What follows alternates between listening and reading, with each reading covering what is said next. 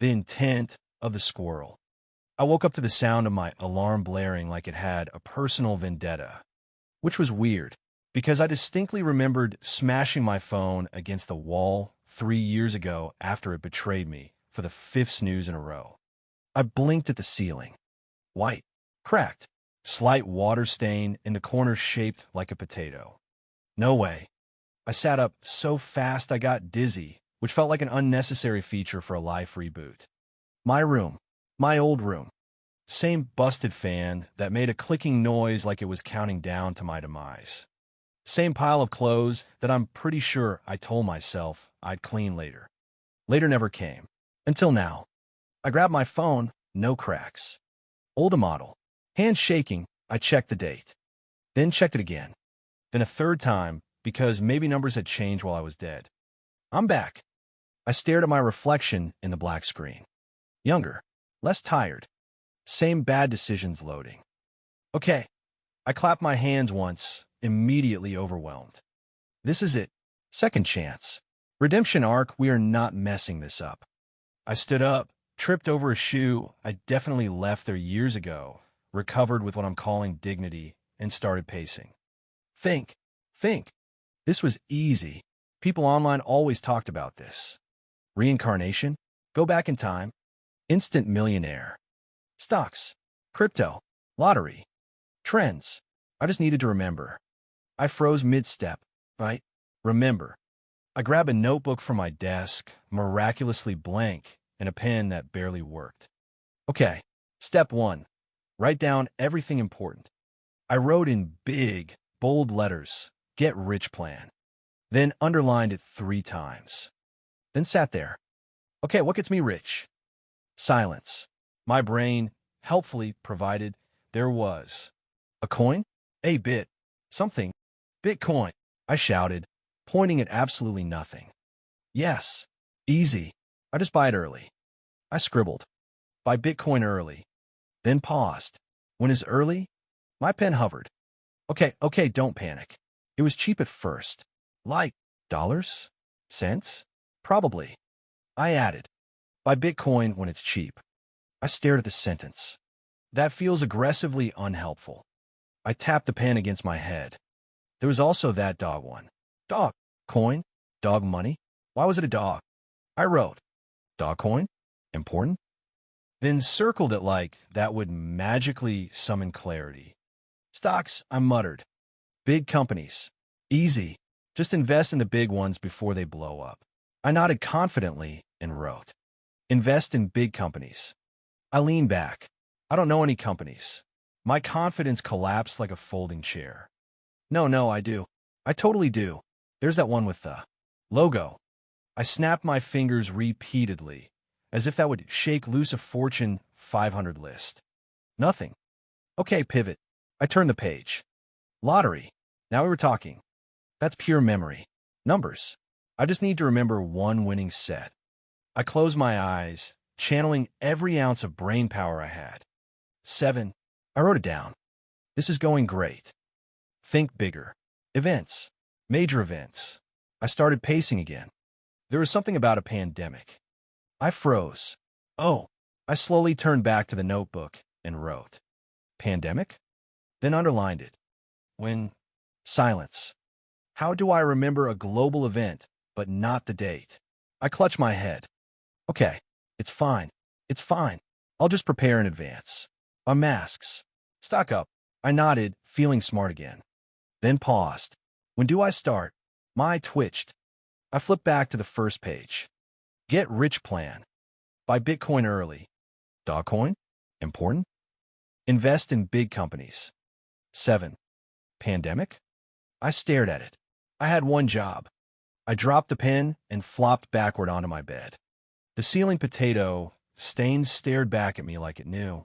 I literally came back in time, I said slowly, and my master plan is buy stuff before it gets expensive. The fan clicked, mocking me. I sat up again suddenly. No, we adapt. New strategy. I grabbed the notebook with renewed determination. If I can't remember the exact moments, I just need to be ready all the time. I wrote, new plan, don't miss it this time. Then, beneath it, stay alert. Fais attention. Act immediately. I nodded. This was solid. This was disciplined. This was... My phone buzzed. I glanced at it. Notification, new video uploaded. I can watch one. And just like that, my second chance almost slipped through my fingers again. I didn't even remember opening the app. 1 second, I was a man with a plan, a bad plan, but still a plan, and the next I was 3 videos deep into something about a guy restoring a carpet that looked like it had survived a natural disaster. Why is this so satisfying? I muttered, completely invested as the water turned from black to slightly less black. Then a knock at the door. "Are you up?" My mom's voice called. "You're going to be late." I froze. Late? My eyes slowly drifted to the clock. 7:42 a.m. My brain booted up like a rusty computer. No. I turned my head. No, no, no. My gaze snapped to the chair in the corner. Clothes. Not just any clothes. Those clothes. A wrinkled polo. Khakis. A belt I had definitely never tightened properly. I sat up slowly. I'm in high school. The words left my mouth like a confession. A horrible, undeniable truth. "You're going to miss the bus," my mom yelled again. "I'm up," I shouted back automatically, even though mentally I had already laid back down and accepted failure. High school. Again. I dragged a hand down my face. Okay, this is fine. This is actually good. Was it? No, but I was committed to pretending. I stood up, grabbed the polo, sniffed it, immediately regretted that decision, and put it on anyway. Think. I mumbled while trying to find matching socks and failing. Think. If I can't remember how to get rich quick, I can just do things a normal way. The thought hit me like a revelation. A slow, boring, incredibly responsible revelation. "Good grades," I said, pointing at myself in the mirror. "We get good grades." My reflection looked unconvinced. "We go to college," I continued, gaining momentum. "Get a degree. High-paying job. Stable income. Retirement plan." I nodded. This was it. This was the backup plan. Actually, no. This was the real plan. Because clearly, buy Bitcoin early wasn't carrying the team. I grabbed my backpack, which felt way lighter than my adult responsibilities had, and slung it over one shoulder. "All right," I said, taking a deep breath. "New life. New me. We're going to be focused, disciplined, responsible." I walked toward the door. Paused. Walked back. Snatched the notebook off my bed. Can't forget the plan. I flipped it open and added, "Get good grades. Go to college. Get a high-paying job. Be responsible. Important." Then underlined "important" so aggressively the pen almost tore the page. "Okay," I said, satisfied. "Now we're set." 10 minutes later, I was sitting on the bus. And by sitting, I mean slumped halfway down the seat, staring out the window while my brain bounced between 17 different thoughts like a pinball machine. Get good grades. Easy. I'd just pay attention in class. Take notes. Do homework. Study. My eye twitched. I hate this plan. No negativity. This was growth. Character development. I leaned forward, elbows on my knees. Okay. First step, actually listen in class. Simple. Achievable. Foolproof. I nodded, then paused. What's first period? My confidence wavered. It's fine. I'll figure it out when I get there. That felt less foolproof. The bus hit a bump, snapping me out of my thoughts. I glanced down at my notebook again, flipping back to the first page. Get rich plan. Buy Bitcoin early dog coin. Important? Invest in big company 7. Pandemic? Then the next page. New plan. Don't miss it this time. Stay alert. Fais attention. Act immediately. And finally, backup plan. Get good grades. Go to college. Get a high-paying job. Be responsible. I stared at all 3 pages. I have 3 plans. That felt like a lot. Too many plans, I muttered. People with their lives together probably have, like, 1 plan. I flipped the notebook closed with a decisive nod. Okay, focus. Just one thing at a time. Step 1. Pay attention in class. That's it. That's all I had to do. The bus pulled into the school parking lot. Students started standing up, grabbing their bags, talking, laughing. I stood with them, determination burning in my chest. All right, I whispered. This is where everything changes. I stepped off the bus, took a deep breath, walked into school, made it halfway down the hallway, then immediately got distracted by a conversation about someone bringing donuts. I can listen and eat, I reasoned, already turning. And just like that, my academic comeback was off to a strong, questionable start. Jacob stepped into the hallway and immediately slowed to a stop. All right. Students moved around him in waves, talking, laughing, shoving lockers shut like it was a competitive sport. The noise hit him all at once. Think, he muttered under his breath. You've done this before. Multiple years. Same building. Same system. He turned left, walked 10 steps, stopped. Why does everything look familiar, but also wrong? He turned around, walked the other direction, past the same vending machine, paused. I've looped. Jacob stood there, staring at the machine like it had personally betrayed him. Okay, homeroom. Homeroom. Where was homeroom? Second floor? First floor? Near the stairs? Far from the stairs? Why do I remember people's future life outcomes, but not my own schedule? Yo, Jacob. He froze, slowly turned. A guy was jogging toward him, grinning like they hadn't just seen each other. Years ago? Messy light brown hair. Familiar face. Way too comfortable. Jacob blinked. Hi. The guy stopped in front of him, smile faltering just slightly. Dude, don't hi me like that. Jacob stared, brain working overtime. Do I know him? I know him. I definitely know him. Why do I know him? School? Neighbor? Did I owe him money? Who are you? Jacob asked, squinting slightly. The guy recoiled like he'd been emotionally slapped. Who am I? Bro, it's me. Terry. Jacob's expression didn't change. That helped 0%. Terry stared at him. You're joking. I wish I was. Terry leaned in, lowering his voice. Math class? Last year, you borrowed my pencil for like 3 months straight. Jacob's eyes widened a fraction. Pencil? You never gave it back. I still don't remember you. Terry put a hand over his heart like he'd been wounded. Man, that's cold. Jacob snapped his fingers suddenly. Wait. Terry lit up. Yeah. You sat behind me. Yes. And you tapped your foot constantly. Yes. And it was incredibly annoying.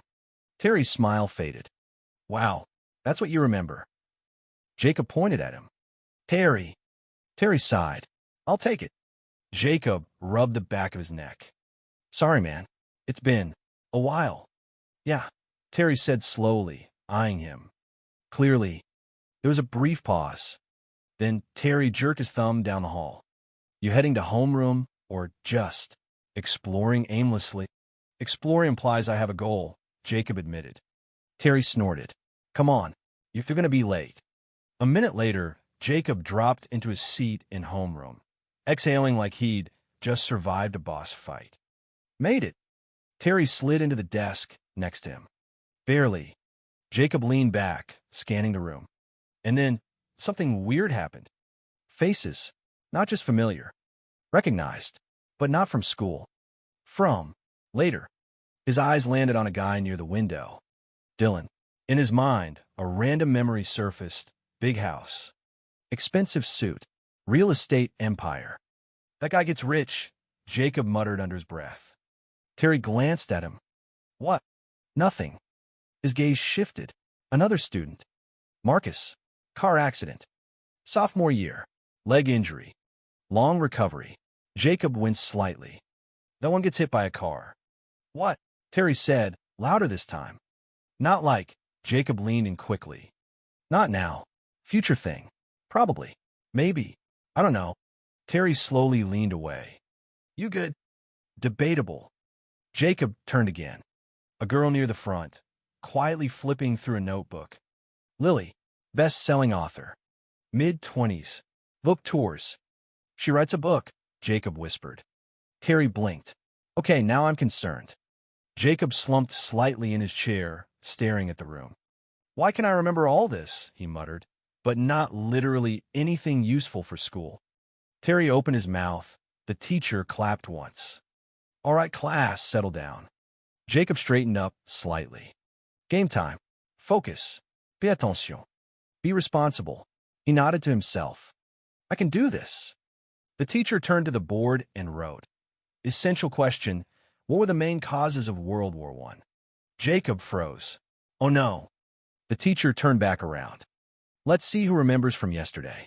His eyes scanned the room. Jacob looked down immediately. Don't make eye contact. Don't make eye contact. If you don't see him, he can't see you. Jacob. He saw me. Terry snorted beside him. Jacob slowly looked up. Yes. The teacher smiled. What were the main causes of World War I? Jacob's brain kicked into overdrive. Okay. History. War. Causes. His thoughts sprinted. Timing is important. Conflicts. Escalation. Missed opportunities. Wait. Missed opportunities? His eyes lit up. Oh, I know this. The teacher nodded encouragingly. Go ahead. Jacob sat up straighter, confidence rising. The main cause was definitely because people didn't act early enough on major opportunities. The room went quiet. Continue, the teacher said cautiously. Jacob nodded, gaining momentum. Like if they had better timing, invested earlier, you know? Got ahead of things before they escalated, it wouldn't have gotten so out of hand. A pause. Terry slowly turned to look at him. Jacob raised a finger. It's like Bitcoin. What? If you get in early, everything's great. But if you wait too long, suddenly everything explodes and it's chaos for everyone involved. Dead silence. One kid in the back whispered, did he just compare World War I to Bitcoin? Another, bro what? The teacher blinked. Once. Twice. Jacob, that is not even remotely close. Jacob froze. It's not. No. Terry put his head down on the desk, shoulders shaking. Someone else snorted. Bitcoin, another student whispered. Jacob slowly sank back into his chair. I thought I had something there. The teacher sighed. We'll revisit that. As the lesson continued, Jacob stared at his notebook, then slowly added a new line under his plans. Do not freestyle answers, especially about war. He nodded. Yeah, that seems important. The bell rang, signaling the one true beacon of hope in Jacob's confusing new existence, lunch. He didn't need a map for this. His feet moved on autopilot, weaving through the crowd with a precision he hadn't shown in history class. He could practically smell it, the cardboard-scented, grease-glistening, rectangular glory of school cafeteria pizza. When he reached the front of the line, he didn't even look at the other options. 5, Jacob said, holding up 5 fingers. The lunch lady paused, tongs hovering. 5 slices? Honey, the limit is... I have money, Jacob said, slapping a crumpled $10 bill on the counter like a high-stakes gambler. And I have a void in my soul that only industrial-grade mozzarella can fill. She shrugged and loaded a tray until it groaned under the weight of 5 orange-tinted rectangles. Jacob walked to a table in the corner, staring at the feast with genuine reverence. He took a bite. It was exactly as he remembered, salty, slightly doughy, and probably 30% plastic. It was magnificent. Dude, what are you doing? Terry appeared, dropping his tray across from him. He stared at Jacob's mountain of pizza, then back at Jacob. Are you planning on hibernating? Or is this part of your Bitcoin war strategy? Jacob swallowed. I've missed this, Terry. You don't understand. In the future, later, pizza gets complicated. There are too many toppings. People start putting honey on it. It's a dark time. Terry snorted, leaning back. Seriously, though, Bitcoin? Mr. Henderson looked like he wanted to retire on the spot. I've never seen a man lose hope that quickly. I was close, Jacob insisted, reaching for his third slice. The principles of escalation and investment are... Jacob. The voice was high, sharp, and vibrated with the kind of authority that usually belonged to a drill sergeant. Jacob looked up, a string of cheese hanging from his lip.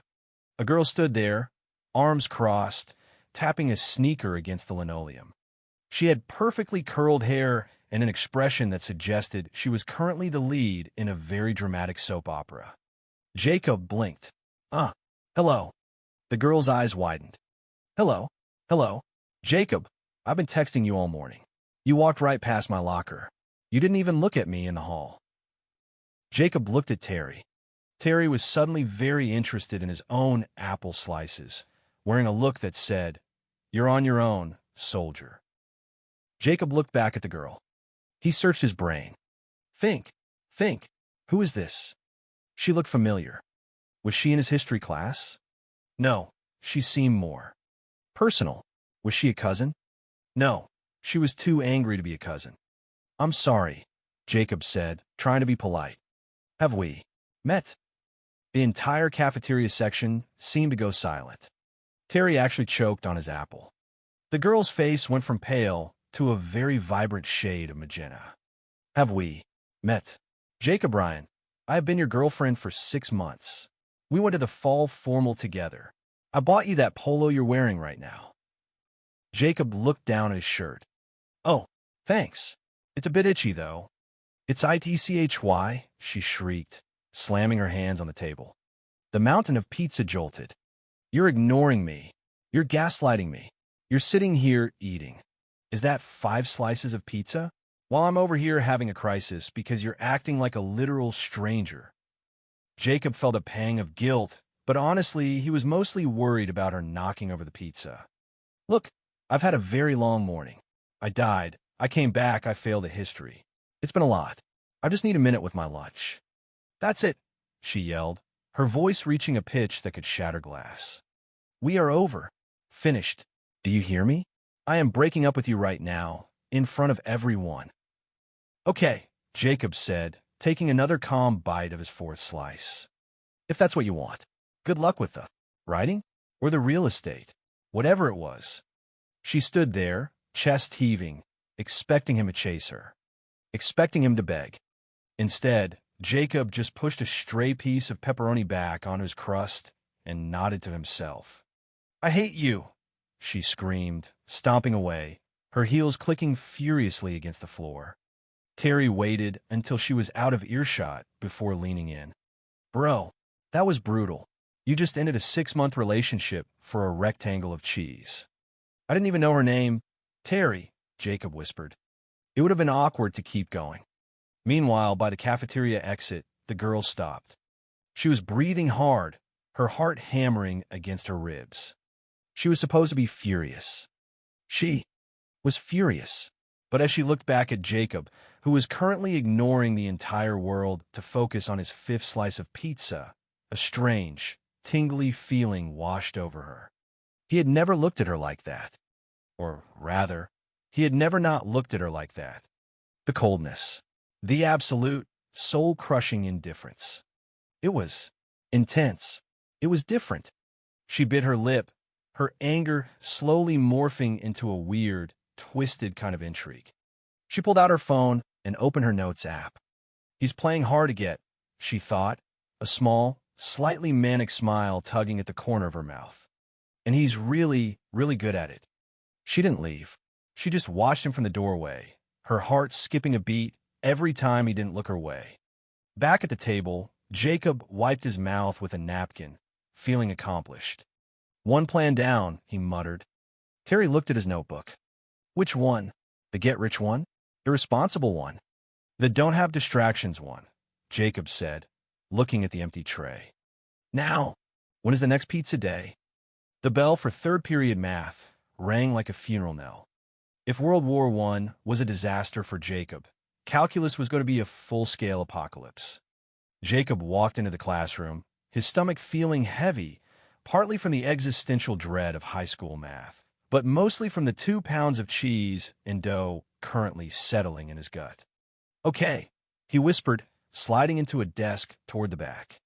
Math. Math is universal. Numbers don't change in the future. 2 plus 2 is still 4. I can do this. The teacher, a man who looked like he'd been dried out in the sun for several decades, began scribbling complex equations on the board. Jacob stared. The symbols looked like ancient runes. He'd spent the last several years of his previous life using a calculator to figure out a 15% tip at dinner. Seeing an integral sign was like being asked to pilot a space shuttle. "I have no idea what that S thing is," Jacob muttered, sweating. "Is that a hook? Are we fishing for the answer?" 2 rows ahead and to the left, Chloe, his now ex-girlfriend, was not looking at the board. She had her notebook open, but she wasn't writing down the power rule for integration. She was gripped by a frantic, shaky energy. Every few seconds, she would shift in her seat, her neck craning just enough to catch Jacob in her peripheral vision. He wasn't looking at her. He wasn't even looking near her. He was currently staring at his own hands, as if wondering if they had the muscle memory to solve for X. "He's doing it again," Chloe thought, her pen digging into the paper so hard it left an indent on the next 3 pages. Total silence. Total isolation. It's like I don't even exist in his timeline anymore. A shiver ran down her spine. It was terrifying.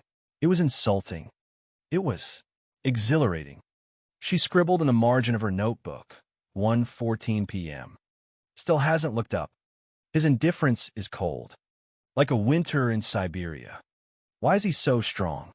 She felt a weird, bubbly sense of competition rising in her chest.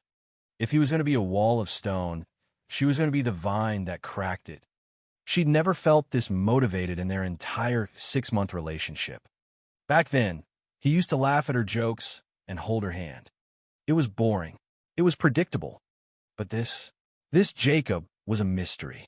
A mystery that ate too much pizza and knew about bitcoins. Jacob, the dry voice of the teacher, snapped Jacob out of his trance.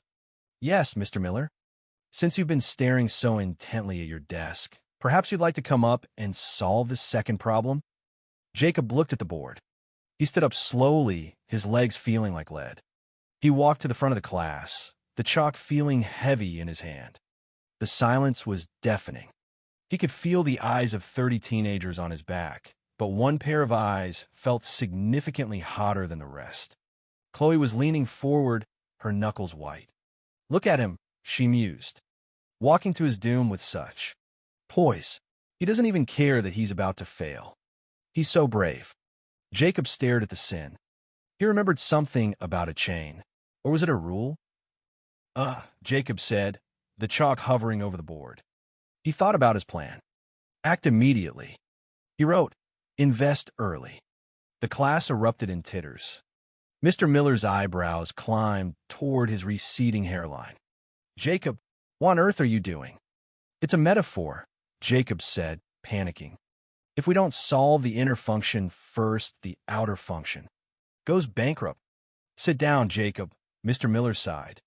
"Before you try to sell me a subprime mortgage." Jacob slunk back to his seat, face burning. New plan. Stop talking about finance in academic settings. As he passed Chloe's desk, he accidentally brushed against her shoulder. He didn't even notice. He was too busy wondering if he could drop out of high school twice in one lifetime. Chloe, however, nearly jumped out of her skin. She stared at the spot on her shoulder where his sleeve had touched her. "He touched me," she thought, her breath hitching. A calculated, accidental on purpose brush to maintain the tension. He's a genius. A cold, calculating, pizza-loving genius. She opened her notebook to a fresh page and wrote his name in the center, circling it until the paper blurred. "I'm going to make him look at me," she whispered to herself, her eyes wide and sparkling with a brand new, slightly terrifying obsession. "Even if I have to buy a Bitcoin to do it." The math class bell rang, releasing Jacob from his trigonometric torment. He shuffled toward science, his brain feeling like it had been scrubbed with sandpaper. "All right, everyone, listen up," the teacher barked as the class filed in.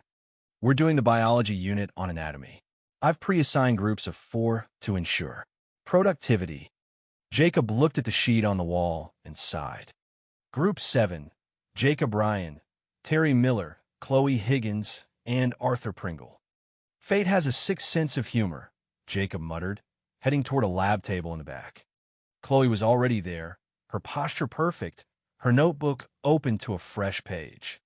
She didn't look up as he sat down, but her pen began moving with frantic, jerky speed. Entry number 4. He sat down. He didn't say hello. The silence is heavy, like an unwashed lab coat. I can barely breathe. Does he want me to beg?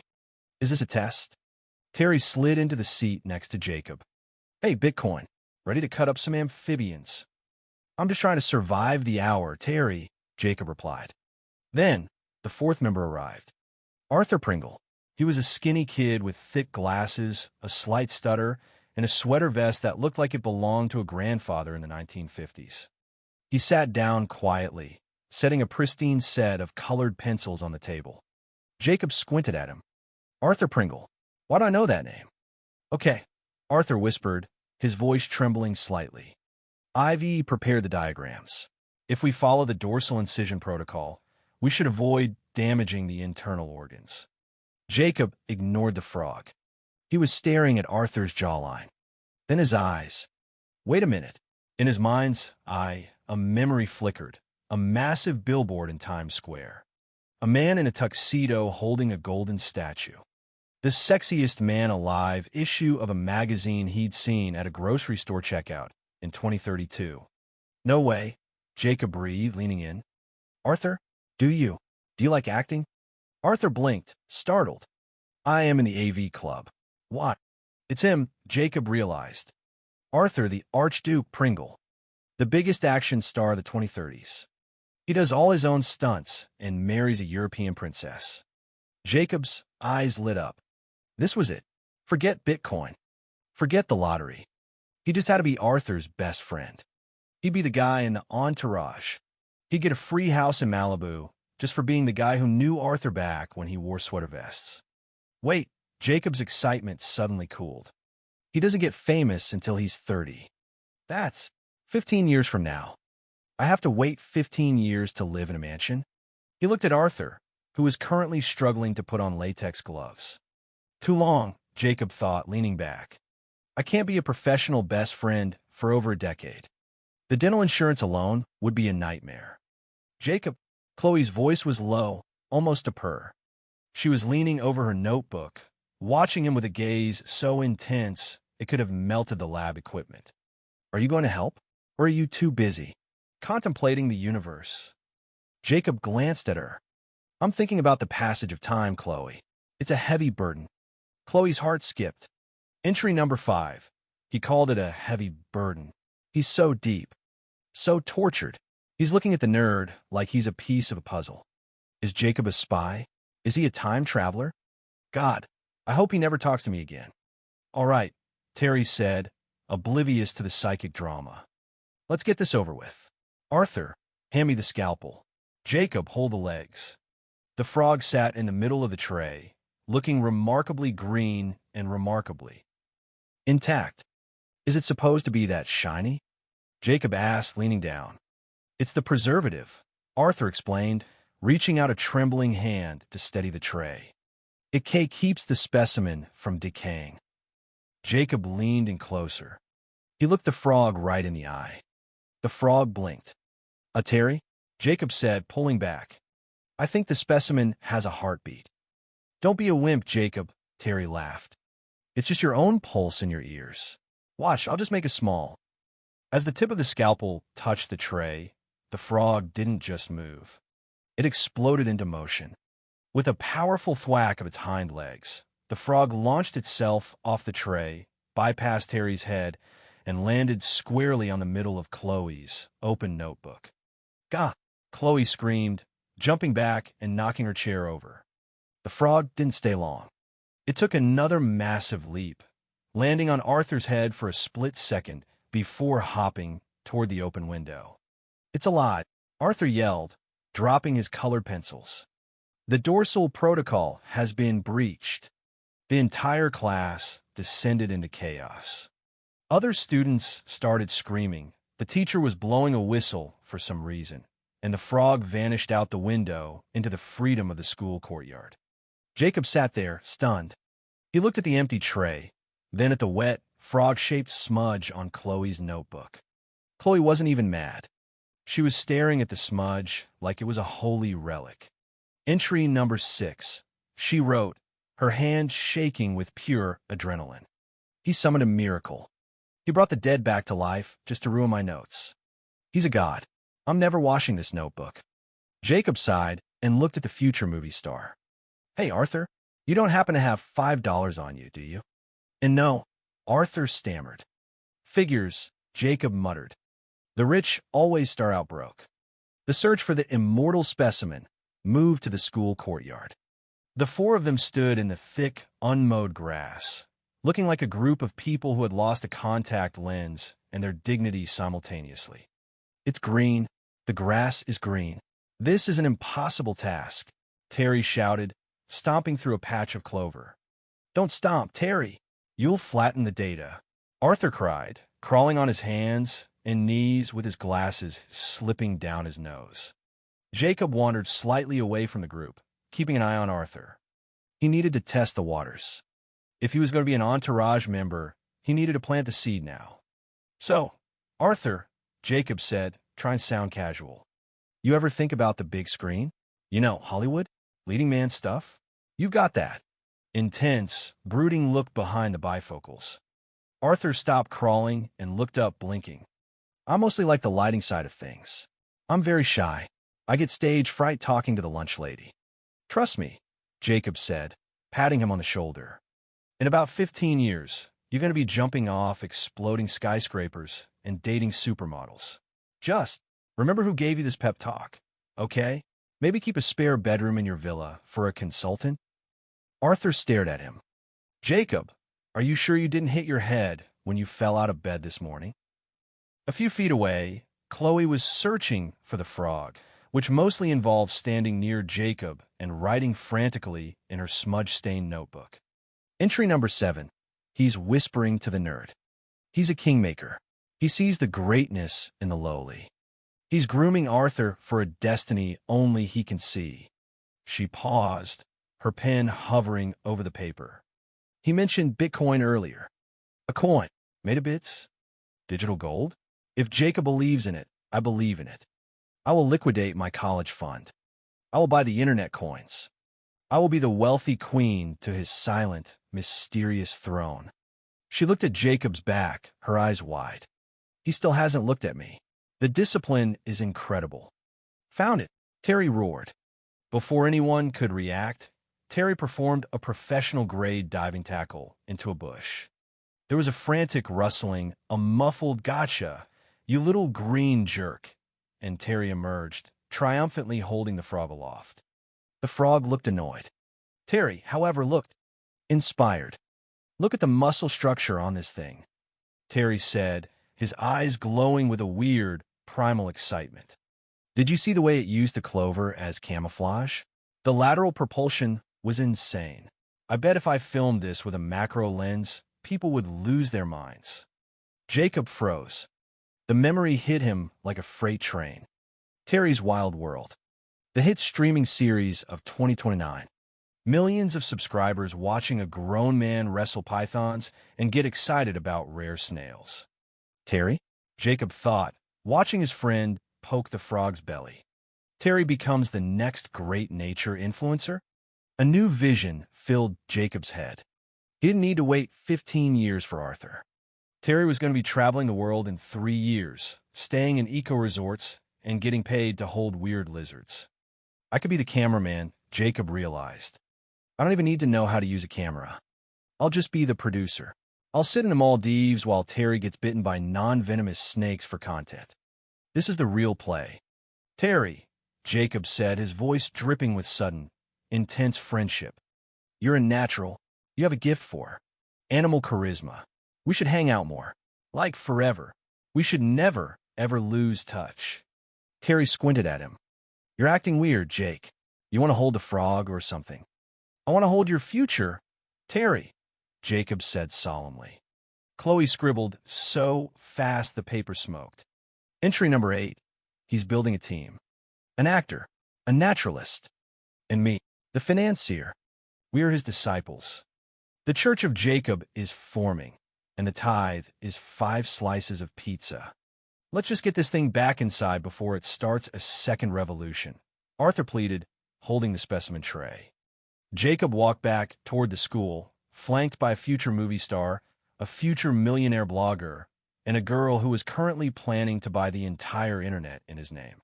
Maybe the normal life plan is the backup after all, Jacob thought, a smirk growing on his face. I'm not just going to be rich. I'm going to be the most successful friend in human history. The final class of the day led them to art class, a room that smelled like turpentine, old clay, and wasted potential. In his past or future life, Jacob had always liked the idea of being an artist. He liked the berets, the messy lofts, and the way people looked at you when you said you were exploring a color palette. But his attention span was about as long as a TikTok video, and he usually gave up before the paint even dried. All right, Jacob whispered, standing before a fresh canvas. New life, new skills. If I can't remember the lottery numbers, maybe I'm a hidden prodigy. He picked up a palette knife and a wide brush, assuming a wide, confident stance. He looked over at Arthur and Terry, who were staring blankly at their own blank canvases. Watch and learn, boys, Jacob said, his voice dropping into a soothing, rhythmic whisper. We don't make mistakes. We just have happy accidents. We're going to put a nice little tree right here in the corner. He needs a friend. Everybody needs a friend. He began dabbing blue and white onto the canvas with a flourish, envisioning a misty mountain range. I'll be the new Bob Ross, he thought. I'll have a TV show. I'll sell my own line of brushes. I'll be an icon. He took 3 aggressive brush strokes, stepped back to admire his work, and froze. It didn't look like a mountain. It looked like a blue smudge that had been stepped on by a horse. Okay, Jacob muttered, his optimism evaporating instantly. Art is a scam. This is going to take way too much practice. I don't have time for practice. I have a world to conquer. He tossed the brush into the water jar with a splash. New plan. Find a way to get rich that doesn't involve manual labor or talent. While Jacob was busy abandoning his artistic career, Chloe was seated 3 easels down, her eyes darting between her notebook and the back of Jacob's head. Entry number 9. He paints with the fury of a man who has seen the end of the world. He creates beauty, then destroys it, as if to say the world is not worthy of my vision. His Bob Ross persona is clearly a psychological layer to hide his true, darker genius. He's so multifaceted. He's like an onion. A very handsome, confusing onion. She scribbled a quick sketch of a Bitcoin in the margin, surrounded by little hearts. Jacob leaned over to his future cabinet of success. Arthur, he hissed, pointing his palette knife at the boy. Listen to me. You have a face made for IMAX. You need to start practicing your intense stare. Go home tonight, look in the mirror, and pretend you're watching your home planet get destroyed. That's how you get the Oscar. Arthur looked terrified. Jacob, I'm just trying to draw a bowl of fruit. Forget the fruit. The fruit won't give you a star on the Walk of Fame. Jacob turned to Terry. And you, Terry, don't just look at nature. Record it. Buy a camera. Any camera. Start a blog. Call it Terry's Terrifying Toads or something.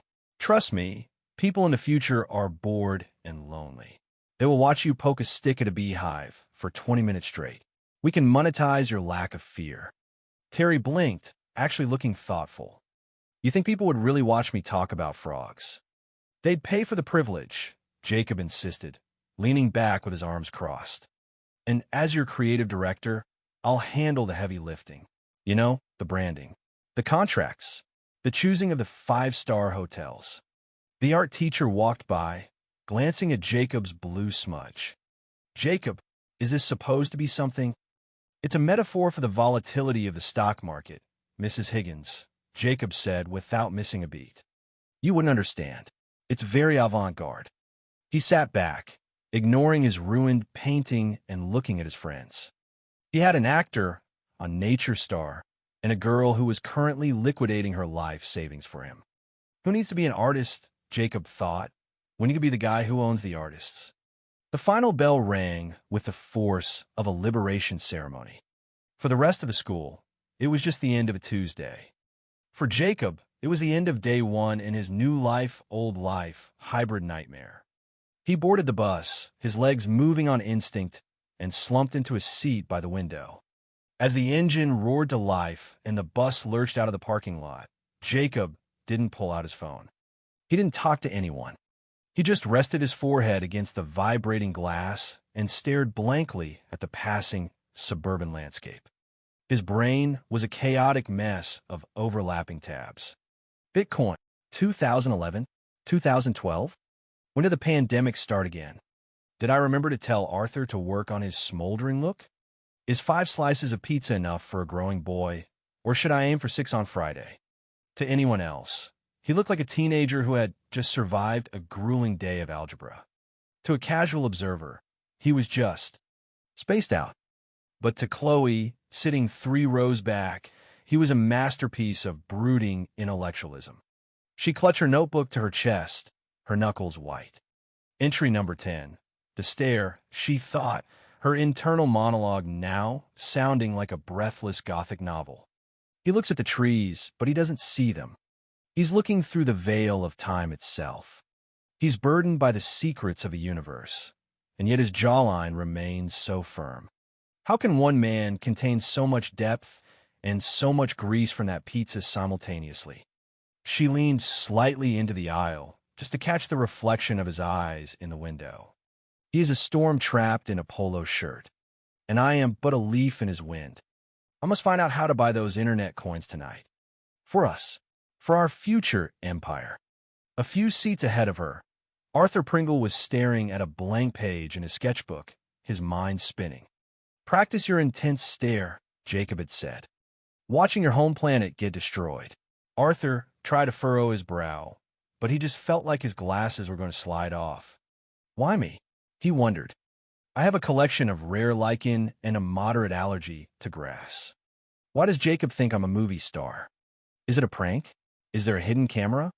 He sighed, but secretly he practiced a tiny, brooding squint in the reflection of his phone screen. Just in case. Across the aisle from Arthur, Terry was hunched over his own phone, his thumb flying across the screen. He was on a tech forum, scrolling through best beginner DSLR and how to film frogs without them jumping on your girlfriend's head. Maybe he's on to something, Terry muttered, looking at a price tag for a high-speed lens that cost more than his car. I mean, I did find that frog pretty fast. Maybe people would watch me wrestle a snapping turtle. He looked over at Jacob, who was still staring out the window, looking like a man who had seen the rise and fall of civilizations.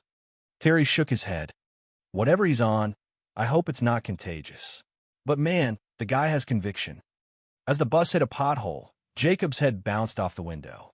He didn't even flinch. He was too busy wondering if the dog on the dog coin was a Shiba Inu or a golden retriever. This second chance was officially in motion, and all it had cost him was his reputation, his girlfriend's sanity, and a very confused frog. The bus was silent, save for the low hum of the engine and the occasional squeak of the brakes, until the internal pressure in Jacob's brain finally reached a breaking point. Mukbang, Jacob shouted, sitting bolt upright as if he'd been struck by lightning. The word echoed through the cramped space like a gunshot. 30 pairs of eyes, including the bus drivers in the rearview mirror, snapped toward him. The girl in the seat across from him stopped mid-sentence. The jocks in the back froze with a stolen hat in mid-air. Jacob's face went from pale to a deep, agonizing crimson in 3 seconds. He immediately melted back into his seat, sliding down until his knees hit the back of the chair in front of him and his chin was tucked into his chest. Yes, he hissed to himself, his internal voice vibrating with excitement. Mukbang. That's the gold mine. People in the future lose their minds watching people eat 10 pounds of spicy noodles. And the ASMR, the slurping, the crunching, it's basically printing money. I'm a visionary. I'm the king of the gluttons. He could see the headline now. Teenager becomes billionaire by eating large quantities of seafood on camera. He didn't even need to be an actor like Arthur or a blogger like Terry. He just needed a stomach of steel and a high-quality microphone. The bus hissed to a stop at his corner.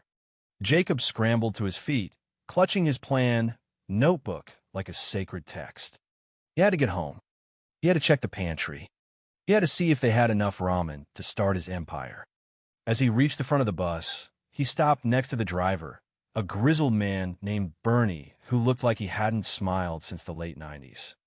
Jacob felt the need to market research immediately. "Hey, Bernie," Jacob said, leaning in with an intense, slightly crazed look in his eyes. Do you like to eat?" Bernie stared at him, his hand frozen on the door lever. "I beg your pardon?" Jacob realized, mid-sentence, that asking a grown man if he enjoyed the basic human biological function of consuming nutrients sounded less like a business inquiry and more like a threat from a cannibal. "I mean, never mind. Forget I asked. Stay hungry," Jacob blurted out, before practically tumbling down the bus steps and onto the sidewalk.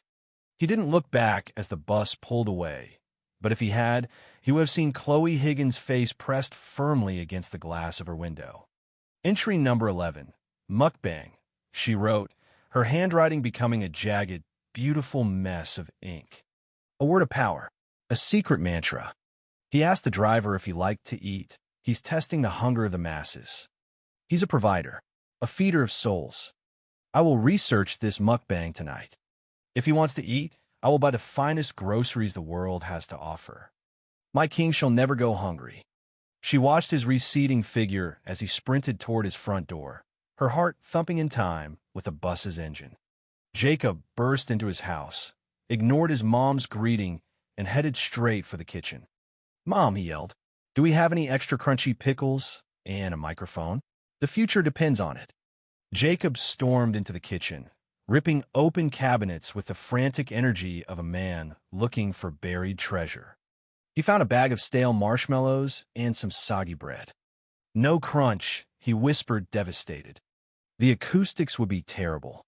My audience would revolt." He slumped into a kitchen chair, the mukbang empire collapsing before it had even begun. He didn't have a high-fidelity microphone, and his mom had already told him to stop shouting about crunchy pickles. Just as he was about to spiral into a pit of despair, the old radio on the counter crackled to life. A familiar, upbeat melody drifted through the speakers, a song that wouldn't actually be written for another 5 years in his original timeline. Jacob's head snapped up. "Music," he breathed. "I don't need pickles. I need a hook. I know every hit song from the next decade. I'll just write them first. I'll be the greatest songwriter of all time. I'll be the ghostwriter for the entire planet." He sprinted to the hall closet and unearthed his dad's old acoustic guitar. It was covered in a layer of dust so thick it looked like it was wearing a sweater, and one of the strings was missing, but Jacob didn't care. He sat on the floor, hauled up a laptop, and typed the only thing every beginner guitar starts with: how to play Smoke on the Water. He watched the tutorial with religious intensity. He watched the guy's fingers. He memorized the fretboard. He was ready. He was going to be a rock god. But then, as the video ended, the related video's sidebar flickered. How to blow ghost smoke rings. Jacob paused, his hand hovering over the guitar strings. Smoke rings. Like from the song. He clicked. 10 minutes later, he wasn't practicing power chords. He was staring at a guy in a hoodie blowing a vapor that looked like a jellyfish. Wait, how'd he do that with his tongue? That's physically impossible. Click. Top 10 Insane Smoke Tricks 2025. Click. The Science of Fluid Dynamics. Why Smoke Rings Roll. By the time he reached the 5th video, a deep dive into the history of stage fog machines, Jacob realized he was holding a guitar he didn't know how to tune and staring at a screen of things he couldn't actually do without a cigarette or a vape, neither of which he owned. He looked at the guitar, then at the computer, then back at the guitar. The learning curve is too steep, Jacob sighed, leaning the guitar against the wall. And I'm pretty sure I'm becoming an expert on a hobby that's bad for my lungs. Music is. It's a saturated market anyway. He checked the time. It was late. His brain felt like a sponge that had been soaked in too many different liquids. He tried to be a day trader, a historian, a matchmaker, a talent scout, a food influencer, and a rock star, all in the span of 12 hours. He stood up, stretched until his back popped, and trudged toward his bedroom. "Tomorrow," Jacob muttered, collapsing onto his bed and pulling the covers up to his chin. "Tomorrow is the day. I'll wake up early. I'll focus. I'll find the one thing." As he drifted off to sleep, his last thought was a lingering worry. Wait, did I remember to tell Terry to avoid that one specific bush with the poison ivy, or was that next week? Across town, Chloe Higgins was still awake, illuminated by the blue light of her computer.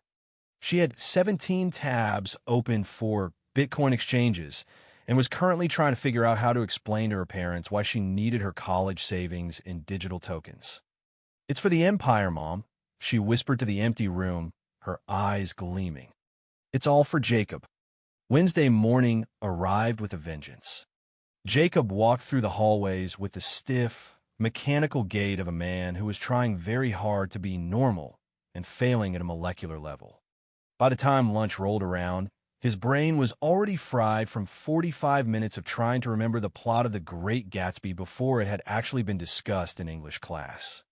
He stumbled into the cafeteria line, his eyes glazed over as he stared at the menu. "Here you go, sugar," the cafeteria lady said, sliding a tray of questionable-looking meatloaf and a carton of chocolate milk toward him.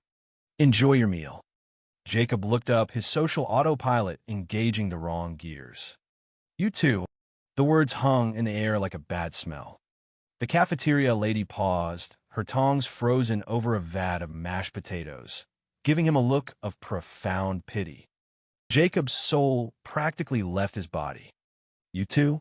he screamed internally. "She's not eating. She's working. She's serving hundreds of teenagers. Why would you say that?" He didn't wait for a response. He snatched the tray and bolted, weaving through the tables like a man running from a crime scene. He collapsed into his usual seat, his face the color of a ripe tomato. "Everything okay? You too?" Terry asked, not even looking up from his phone. "I'm moving to another country," Jacob muttered, burying his face in his hands. "It's the only way." "Well, wait until I get my gear first," Terry said, finally turning his screen around. "Look at this. The Lumina X 500. It's got 4K recording and a weatherproof seal. I'm ordering it tonight. If I'm going to be a nature god, I need to look the part." Across the table, Arthur Pringle was no longer drawing fruit. He was sitting perfectly still, his chin tilted at a 45-degree angle. He was staring at a half-eaten apple with an intensity that suggested the apple had murdered his entire family. "Arthur, what are you doing?" Jacob asked, peeking through his fingers. "I am practicing," Arthur whispered, his voice vibrating with effort. "This is my man of mystery look. Do I look brooding? Or do I look like I have an ear infection?" "A little of both," Jacob admitted. "But keep it up. That's the look that sells cologne." On the other side of the table, Chloe was in a world of her own. Her pen was a blur of motion, her notebook filled with frantic scribbles and what looked like a detailed flowchart of the global economy. "Entry number 12, the U2 Gambit," she wrote, her eyes wide and unblinking. "A masterful display of social subversion. By wishing the worker enjoyment of a meal she cannot eat, he is highlighting the inherent irony of the service industry. He is a philosopher of the mundane. He is breaking the simulation." She paused, looking at a note she'd written in the margin. "Note, bought 0.4 Bitcoin. Price is fluctuating. The market is scared, but Jacob is not. I must remain strong. I must buy more." Jacob looked at his three friends, the influencer, the actor, and the obsessed financier, and took a bite of his meatloaf. It tasted like cardboard and victory. "Okay," Jacob said, his confidence returning as the cringe of the lunch line faded. "New plan for this afternoon. We need to talk about branding. Terry, we need a catchphrase. Something like, 'Welcome to the wild, child.' Arthur, we need you to start wearing more leather." He was back. He was the manager of the future. Now, he just had to survive the rest of Wednesday without telling a teacher, "Love you too," on the way out the door. The afternoon sun beat down on the gym floor, smelling of floor wax and unwashed jerseys. Jacob stood on the court, his eyes narrowing as he spotted Coach Miller talking to a guy in a windbreaker with a very specific logo, a purple helmet with stylized horns. The Violet Vikings, Jacob thought, his heart racing. In 3 years, they become the first high school team to get a national TV deal. If I can get on that roster, I'm set. I don't even need to be good. I just need to be there when the fame starts. He stepped up to the net, adjusted his gym shorts, and decided that the best way to get noticed was to show elite competitive fire. Is that all you got? Jacob barked at the opposing team, pointing a finger at a guy twice his size. You guys play like you're wearing oven mitts. Give me your best shot. I'm the future of this sport. You're looking at a legend in the making. The opposing team exchanged confused glances. Coach Miller and the scout paused their conversation to look over. Serve it up, losers. Jacob taunted, slapping the floor. I'm a wall. Nothing gets past. Whack. The opposing server didn't just hit the ball. He unleashed a spike that broke the sound barrier. The volleyball didn't curve, didn't float, and certainly didn't miss. It connected directly with the bridge of Jacob's nose with the sound of a wet steak hitting a sidewalk. Jacob didn't even have time to blink. His head snapped back, his feet left the floor, and he folded like a lawn chair. He was out cold before he hit the hardwood. The ball, however, was still in play. It ricocheted off Jacob's face at a high velocity, heading straight for the out-of-bounds line. That's when Arthur Pringle moved. He didn't think. He just reacted. He lunged across the court, his body parallel to the floor, his hand outstretched in a perfect pancake save. Arthur didn't just fall. He cinematically glided. His glasses stayed perfectly in place, his hair caught a stray beam of light from the high gym windows, and as he hit the floor and rolled, he came up on one knee in a pose that looked like a movie poster for a high-stakes thriller. The scout dropped his clipboard. Did you see that? The kid has presence. That fall was breathtaking. It was like watching a young action hero. While Coach Miller rushed over to Jacob's limp body, Terry was already there, holding his new phone and recording the whole thing. Man, that was a 10-10 faceplant, Terry muttered, zooming in on Jacob's twitching eyelid. The Violet Vikings are definitely going to remember you, Jake. Just maybe not for the reasons you wanted. Chloe was sitting on the bleachers, her pen moving so fast it was practically screaming. Entry number 13, The Sacrifice, she wrote, her eyes wide with adoration. He gave his physical form to the game to awaken the hero within Arthur. He took the blow so the team could soar. He is the ultimate martyr. The bruise on his face is a map to our future. She paused and looked at her phone. Bitcoin just dropped 2%. I should buy the dip.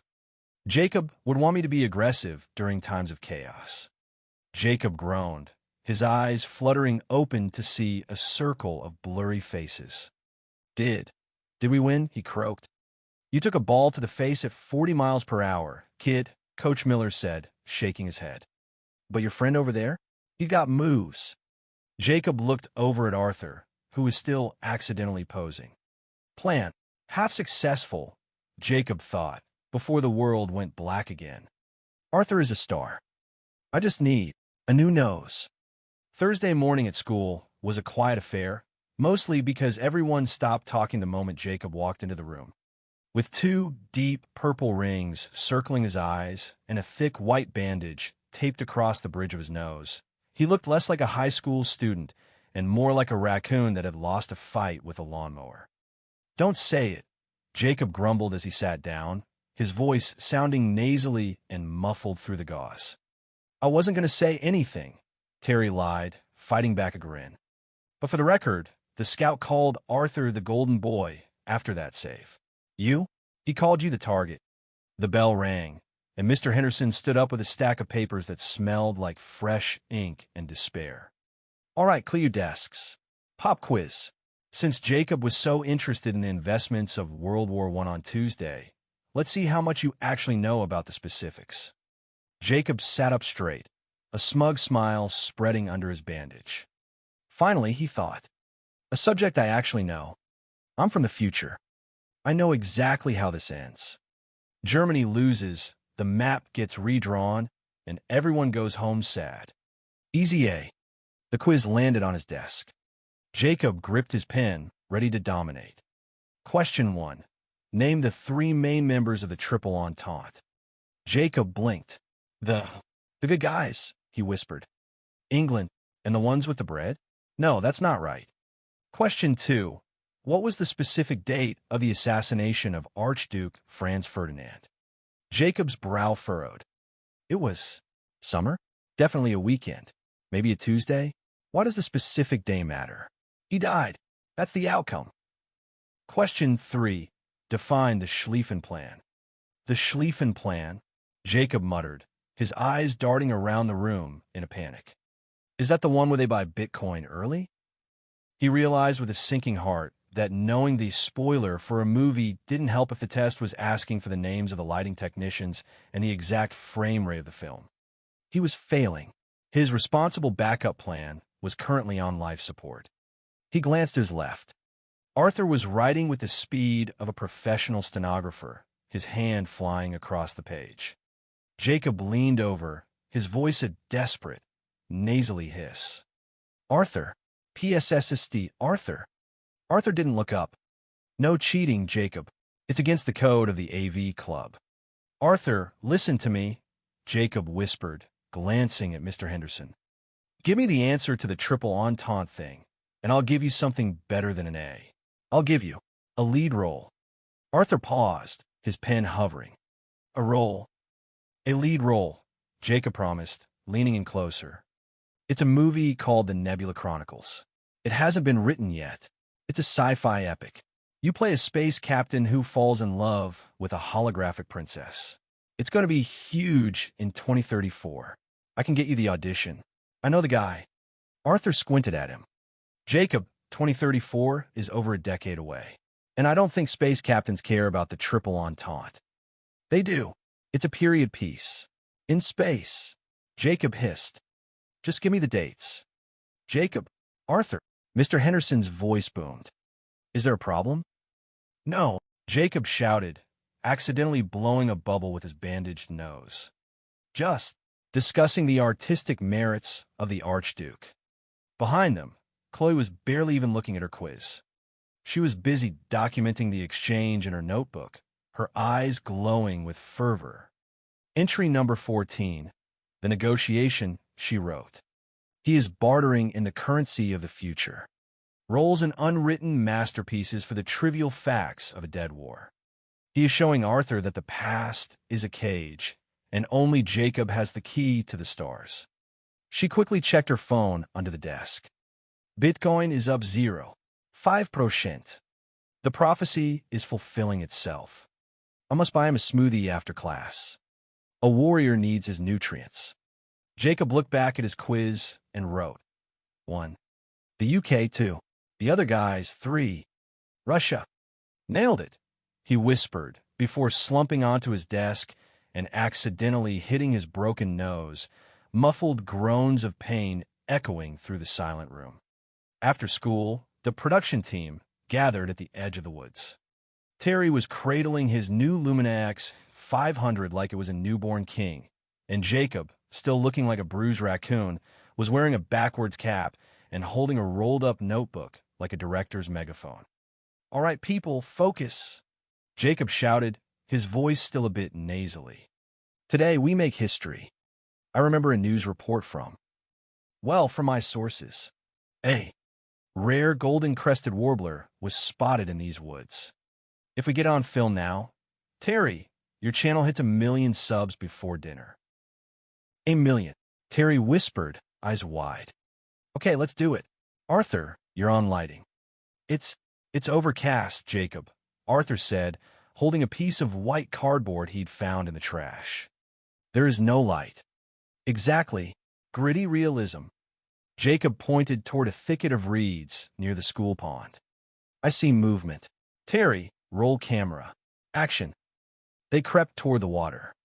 Jacob was whispering a dramatic narration about the majesty of the rare avian predator, while Terry struggled to keep the heavy camera steady.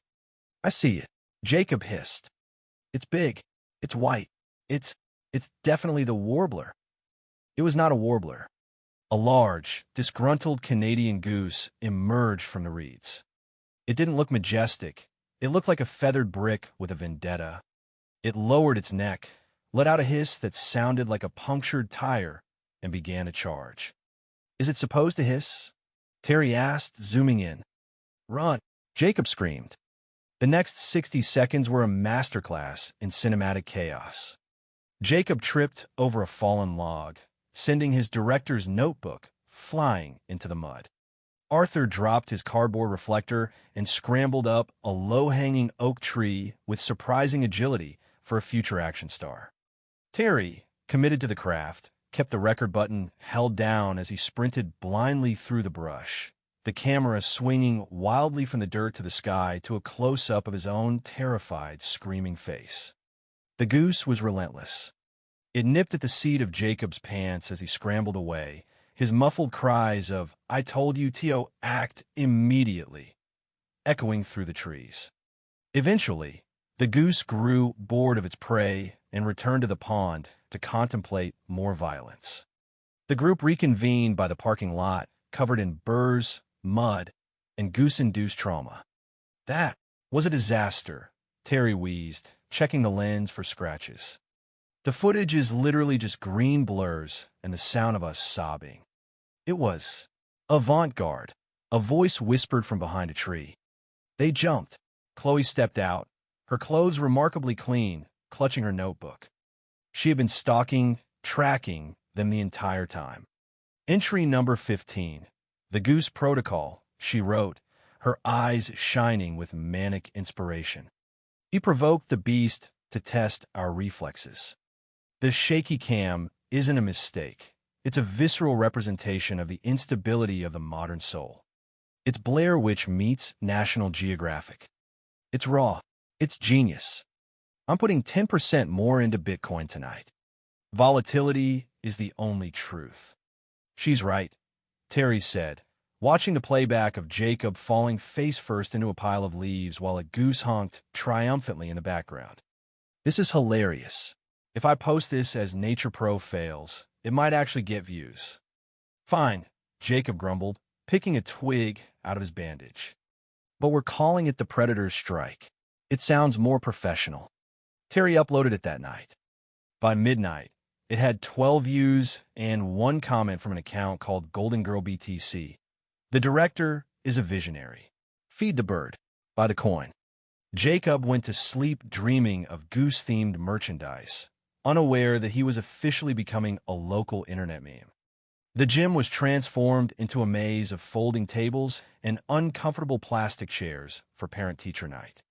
Jacob, still sporting two fading yellow-1 purple eyes and a fresh, smaller bandage on his nose, adjusted his polo shirt. Tonight is the night, he thought, scanning the crowd. I don't need the kids. I need the capital. The parents of this town are currently sitting on the future fortunes of the world. I just have to find Mr. Sterling. In the future, Robert Sterling was a titan of green energy. Right now, he was just a guy in a mid-range sedan with a receding hairline. Jacob spotted a man in a sharp charcoal suit standing near the refreshments, looking suitably wealthy. Mr. Sterling, Jacob said, approaching with a practiced, executive stride. A moment of your time? I've been analyzing the trajectory of the energy sector, and I think we can both agree that the current reliance on fossil fuels is a sinking ship. I'm looking for a silent partner for, let's call it a prophetic consultancy group. The man blinked, holding a tiny plastic cup of lukewarm punch. I'm sorry. I have the data, Jacob hissed, leaning in close. I know which way the wind blows. You provide the seed money. I provide the vision. And by 2030, we'll be drinking champagne on a private island while the rest of the world is still trying to figure out how to charge their phones. The man's expression shifted from confusion to genuine concern. Young man, I think you have the wrong person. I'm Gerald. I'm the principal's husband. I sell industrial-grade floor wax. Jacob froze. He looked at the man's name tag. Gerald Higgins Smith. Floor wax. Jacob squeaked. But the suit, the posture, the authoritative way you were holding that cup. It's my Sunday suit, Gerald said slowly, backing away. And my wife told me to look like I'm having a good time, so the school board doesn't cut the janitorial budget. Before Jacob could vanish into the shadows, a high-pitched Jacob cut through the air. Chloe was marching toward him, flanked by two people who looked like they had stepped out of a luxury real estate brochure. Her father looked like he owned a yacht, and her mother looked like she was currently judging the school's choice of floor tiles. "Mom, Dad," Chloe said, her voice dripping with a weird professional pride. "This is Jacob Ryan. He's the one I told you about. My business consultant." Jacob felt the air leave his lungs. Chloe's father, a man with a handshake that felt like it could crush granite, stared down at Jacob's black eyes.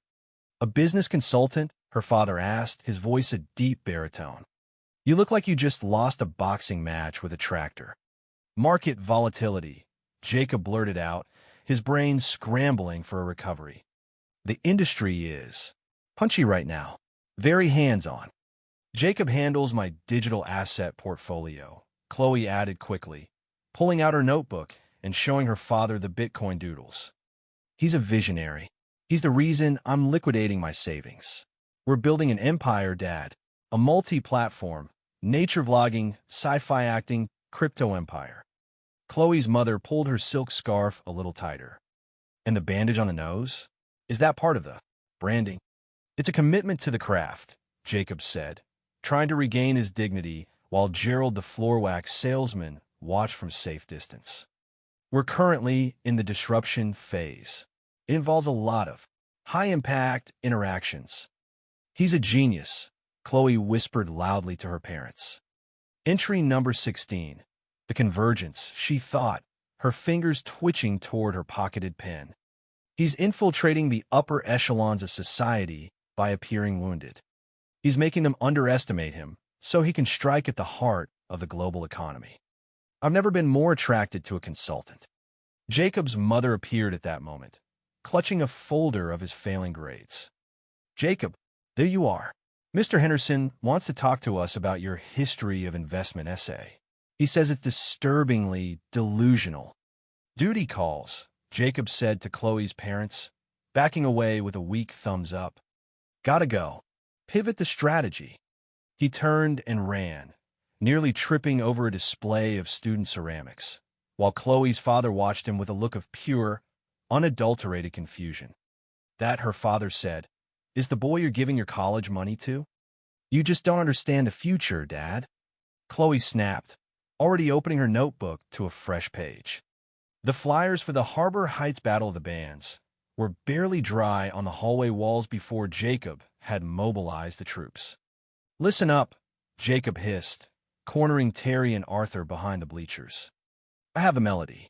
I have the lyrics. It's a song called Neon Solitude. In 2028, it tops the charts for 16 weeks. We're going to perform it tonight and secure the legacy." "Jacob," I play the triangle. Occasionally, Arthur whispered, trembling. "And Terry only knows how to make that weird, clicking noise with his tongue." "Perfect." Jacob slammed a hand against the brick wall. "That's conceptual synth pop. It's all about the vibe, not the notes. We don't play instruments. We play the soul." That night, the school auditorium was packed. Real bands with real instruments, drums, tuned guitars, actual talent, were warming up. Then there was Jacob's group, the Future Prophets. Jacob stood center stage, clutching his dad's dust-caked acoustic guitar, which was now down to 4 strings. Terry sat on a stool with a laptop and a single cowbell. Arthur stood at the second microphone, wearing a turtleneck and looking like he was waiting for an execution. "This," Jacob announced to the confused crowd, "is the sound of tomorrow. You aren't ready, but your kids are going to love it." He swung his hand down for the opening chord of Neon Solitude. Twang snap. The D string gave up the ghost immediately, whipping around and stinging Jacob's hand. He let out a sharp, high-pitched YLP that echoed through the high-fidelity speakers. "Is that part of the song?" someone in the third row asked. "Artistic tension," Jacob shouted, recovering. He abandoned the guitar and began slapping the wooden body of the instrument like a bongo. "Terry, Hit the sequence. Terry pressed a button on the laptop, playing a pre-recorded loop of a distorted blender and a recording of a dial-up modem. Arthur, taking Jacob's earlier advice to heart, leaned into the microphone and began his brooding performance, which mostly consisted of him whispering the word entropy over and over while staring intensely at a fire extinguisher.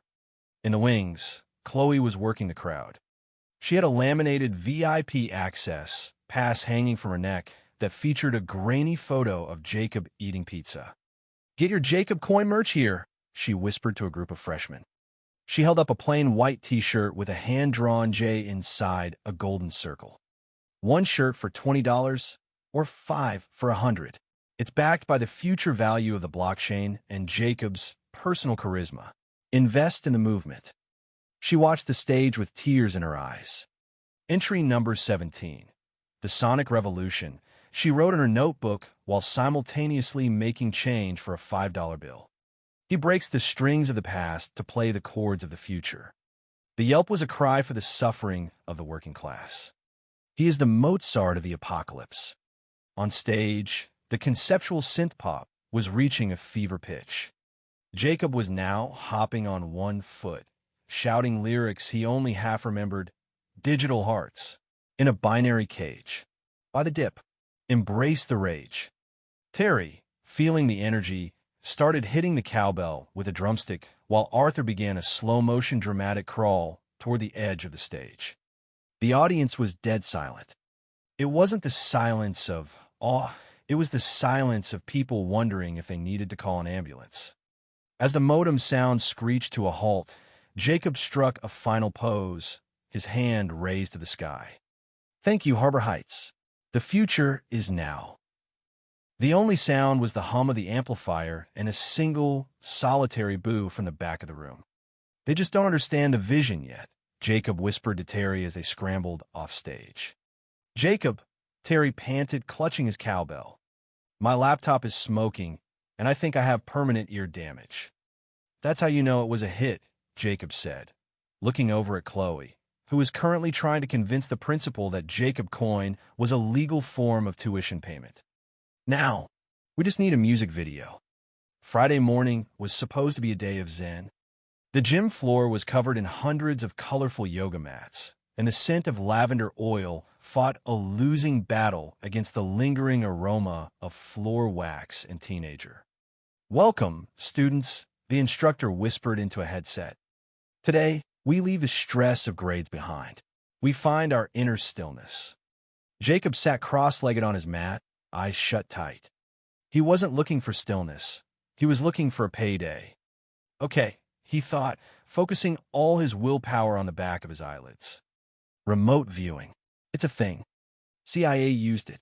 I just need to project my consciousness to the year 2027 and look at a Powerball ticket. Visualize the numbers. See the ink on the paper."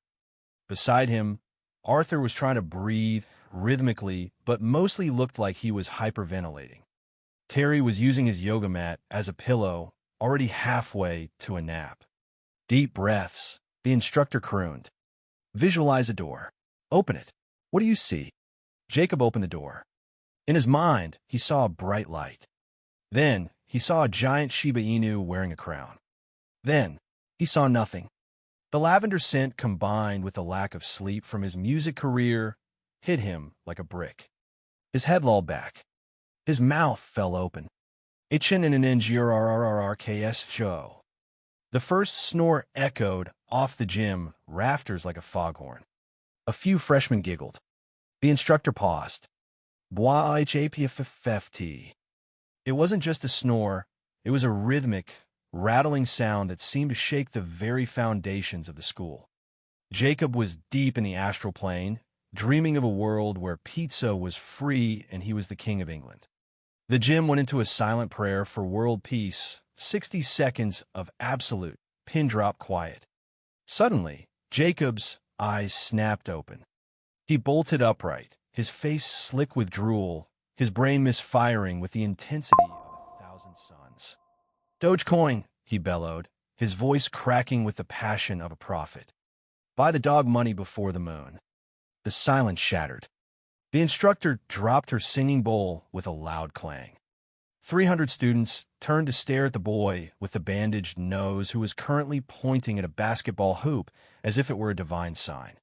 Jacob Ryan, the school counselor, Mrs. Gable, said, stepping out from the shadows of the bleachers with a clipboard. My office. Now. 20 minutes later, Jacob was sitting in a plush chair while Mrs. Gable spoke into a telephone. Yes, Mrs. Ryan. He's shouting about digital canines again. We're concerned about the stress levels. He's also sporting some significant facial bruising. Jacob slumped in his seat. It was a vision, he muttered. You're missing out on the ground floor, Mrs. Gable. Outside in the hallway, Chloe was leaning against the lockers, her pen flying across the paper so fast she was on her third notebook of the week. Entry number 18, the astral dividend, she wrote, her eyes wide with religious fervor. He achieved the great sleep. He'd bypassed the physical realm to access the celestial ticker tape. When he shouted the name of the coin, the air itself vibrated. He isn't just a consultant. He's a financial shaman. He fell asleep in the gym so we could wake up in the penthouse. I've reached page 20. I must start a manifesto.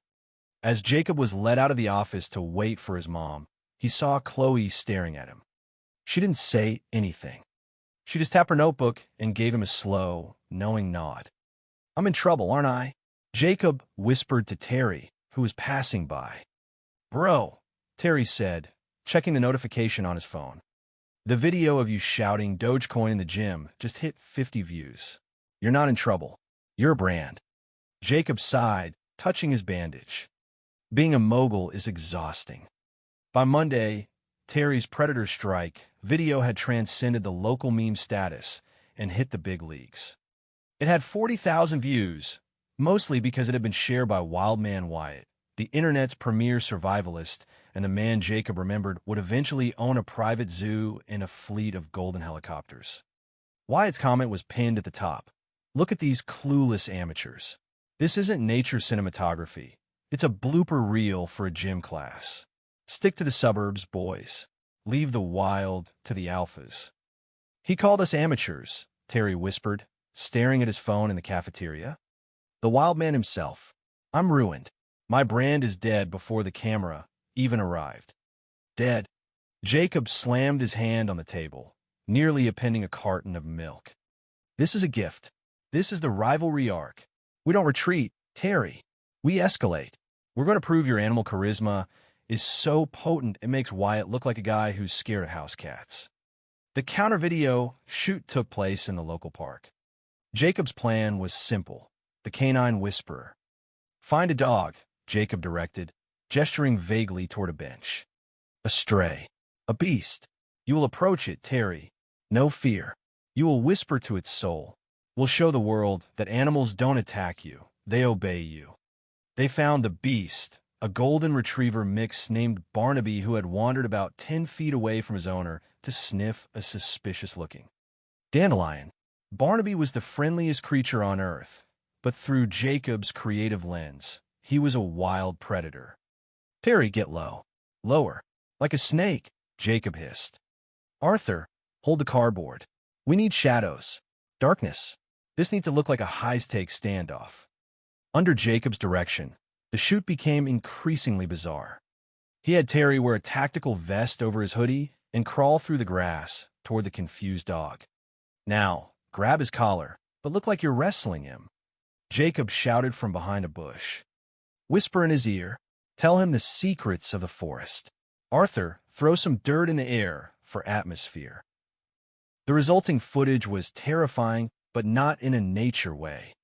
Because of the gritty camera angles and Jacob's insistence on Terry keeping a stern, dominating expression, the video looked less like a man bonding with a pet and more like a bizarre, low-budget hostage negotiation. Barnaby was wagging his tail and trying to lick Terry's face, but with the shaky cam and the dirt throwing, it looked like the dog was pleading for its life. I don't know, Jacob, Terry said, watching the playback.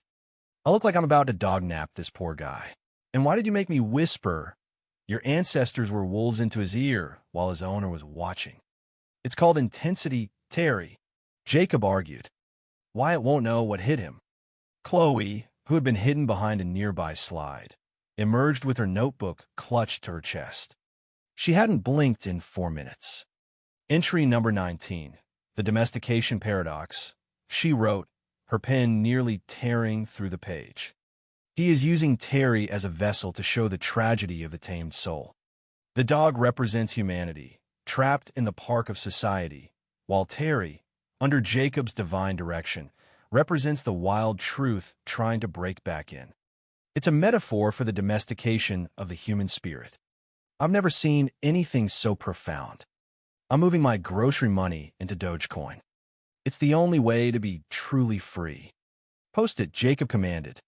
Title it, The Whisperer versus the Wild Man. Terry hit upload. Within an hour, the comments section was a war zone.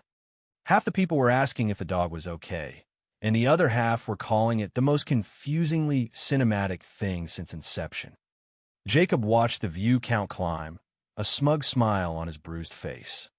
The empire is growing, boys. Next stop, the moon. The drama department's announcement for the spring play, The Whispering Woods, was pinned to the bulletin board for exactly 3 seconds before Jacob pounced. This is it, Arthur, Jacob said, slamming a finger against the flyer. This is your Iron Man moment, your origin story. You're going in there, and you're going to give them a performance that makes them question reality itself. Jacob, the play is about a magical forest, Arthur stammered, adjusting his glasses. I'm not sure they need a space captain or a dream thief. They don't know what they need until you give it to them. Jacob insisted. For the audition, Jacob spent the previous night ghostwriting a monologue for Arthur. It was a fever dream mashup of cinematic blockbusters. He had Arthur stand in front of the drama teacher, Ms. Gable, and deliver a speech that was 70% Inception logic and 30% Avengers bravado. You're waiting for a train, Ms. Gable, Arthur whispered, trembling as he read from Jacob's crumpled notes. A train that will take you far away. But I am inevitable, and I have a Hulk. Ms. Gable stared at him for a long, uncomfortable minute. Arthur, that was certainly something. We don't have any Hulks in the Enchanted Forest, but I do need someone who can stay very, very still. The cast list went up the next day. Arthur Pringle, Oak Tree number 3. A tree? Jacob roared in the hallway. They cast the future king of Hollywood as a stationary vegetable? This is an insult. This is a crime against cinema. It's okay, Jacob, Arthur said, looking oddly relieved. I don't have any lines. I just have to stand there in a brown jumpsuit with leaves glued to my arms. No, Jacob said, his eyes glowing with a terrifying intensity. If you're going to be a tree, you're going to be the most intense, brooding, soul-shattering oak tree this school has ever seen. You aren't just wood, Arthur. You are the forest's wrath. During rehearsals, while the lead actors were clumsily reciting their lines about fairy dust, Arthur stood in the background. Under Jacob's strict direction from the wings, Arthur didn't just stand there. He loomed. He practiced a 1,000-yard stare that suggested the tree had seen the birth and death of stars. He held his wooden branches with a tension that made the audience feel like the tree might snap and start a revolution at any moment. Opening night was a phenomenon. The lead actress forgot her lines. The magic fog machine malfunctioned and set off the smoke alarm, but nobody cared. All eyes were on Oak Tree number 3. Arthur was a silent, stationary masterpiece. Every time a fairy skipped past him, he narrowed his eyes just a fraction, a move Jacob called the timber scowl. It was so hauntingly effective that the audience began to whisper. In the front row, Chloe was leaning so far forward she was nearly falling off her seat. Her notebook was open, but for the first time, she wasn't just writing, she was sketching. Entry number 20, The Silent Sentinels, she wrote, her hand shaking with inspiration. Jacob has transformed the boy into a monument. He isn't acting like a tree. He is the burden of nature. He is the stationary prophet in a fluctuating market. I must start the Pringle Petals fan club immediately. We will wear bark-colored ribbons in his honor. As the curtain fell, The loudest cheers weren't for the prince or the forest queen. They were for the boy in the brown jumpsuit who hadn't moved an inch for 2 hours. "See," Jacob said backstage, clapping a stunned Arthur on the shoulder. "The tree method. It works every time.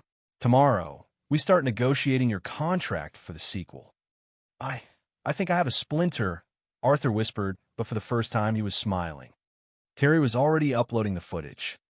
"The intense tree edit is already at 10,000 views, Jake. People are calling it the greening.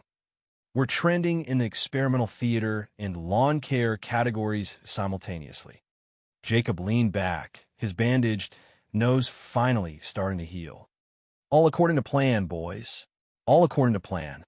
The following Tuesday, Jacob decided it was time to move from influencing to institutionalizing. If he was going to control the future economy, he needed a base of operations. "We need a club," Jacob announced to the group. "A think tank. A future wealth management sanctuary. And I'm going to get the school board to fund it." To ensure the board took him seriously, Jacob raided his father's closet. He emerged wearing a pinstripe suit that was clearly designed for a man 3 inches taller and 40 pounds heavier. The shoulder pads extended so far out he had to walk through doors sideways, and the sleeves completely swallowed his hands, making him look like a very stressed toddler dressed as a high-powered defense attorney. The pitch took place in the small conference room. Jacob stood at the front, clutching a laser pointer like a weapon. The problem was the moment he clicked it on to highlight his first slide, a hand-drawn graph of a rocket ship labeled up, the button jammed. A tiny, blinding red that began dancing manically across the walls, the ceiling, and occasionally the principal's forehead. "Ignore the light," Jacob hissed, frantically trying to pry the button up with a fingernail he couldn't see past his sleeve. "Focus on the donuts." He gestured to a box of a dozen glazed donuts on the table. Only 4 people had shown up: Chloe, who was sitting in the front row with a tape recorder, and 3 freshmen who had only come because they thought future wealth meant someone was giving away free video game skins. "The blockchain," Jacob began, his voice cracking, "is like these donuts. Each donut is a block. The box is the chain. If I eat a donut," he picked one up and shoved the entire thing into his mouth to demonstrate transactional verification. "The ledger changes. You can't uneat the donut. It's decentralized sugar." The freshmen looked at each other, horrified. The faculty advisor, Mr. Webb, rubbed his temples as the red laser settled directly on his left eye. "Jacob, please put the pointer down. And the donuts are for the members."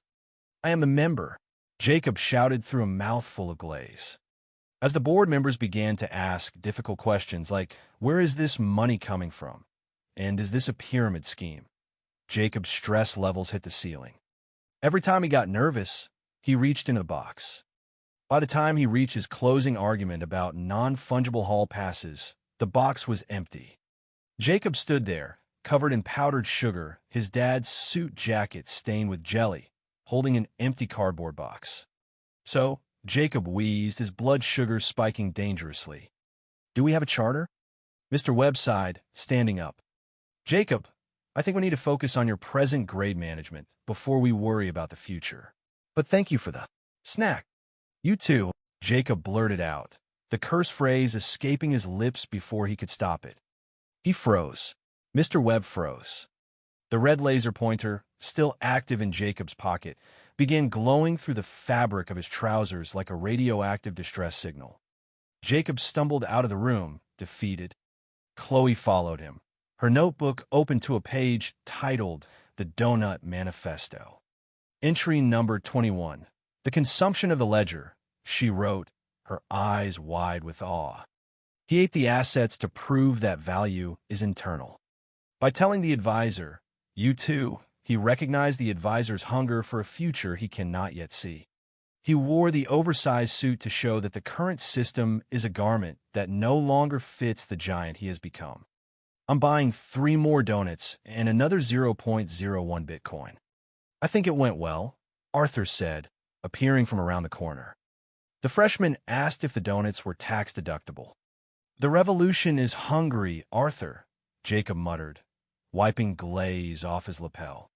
And right now, it's also slightly nauseous. The school gymnasium was a sea of sensible slacks and brochures for local insurance agencies. Career day had arrived, and while the rest of the student body was learning about the exciting world of mid-level accounting, Jacob was in the boiler room corridor staging a corporate coup. "Look at them," Jacob whispered to Terry, peering around the corner at a booth for a local plumbing supply company. "Learning how to fix pipes while the digital world is about to drown. We aren't here to find jobs, boys. We're here to acquire talent."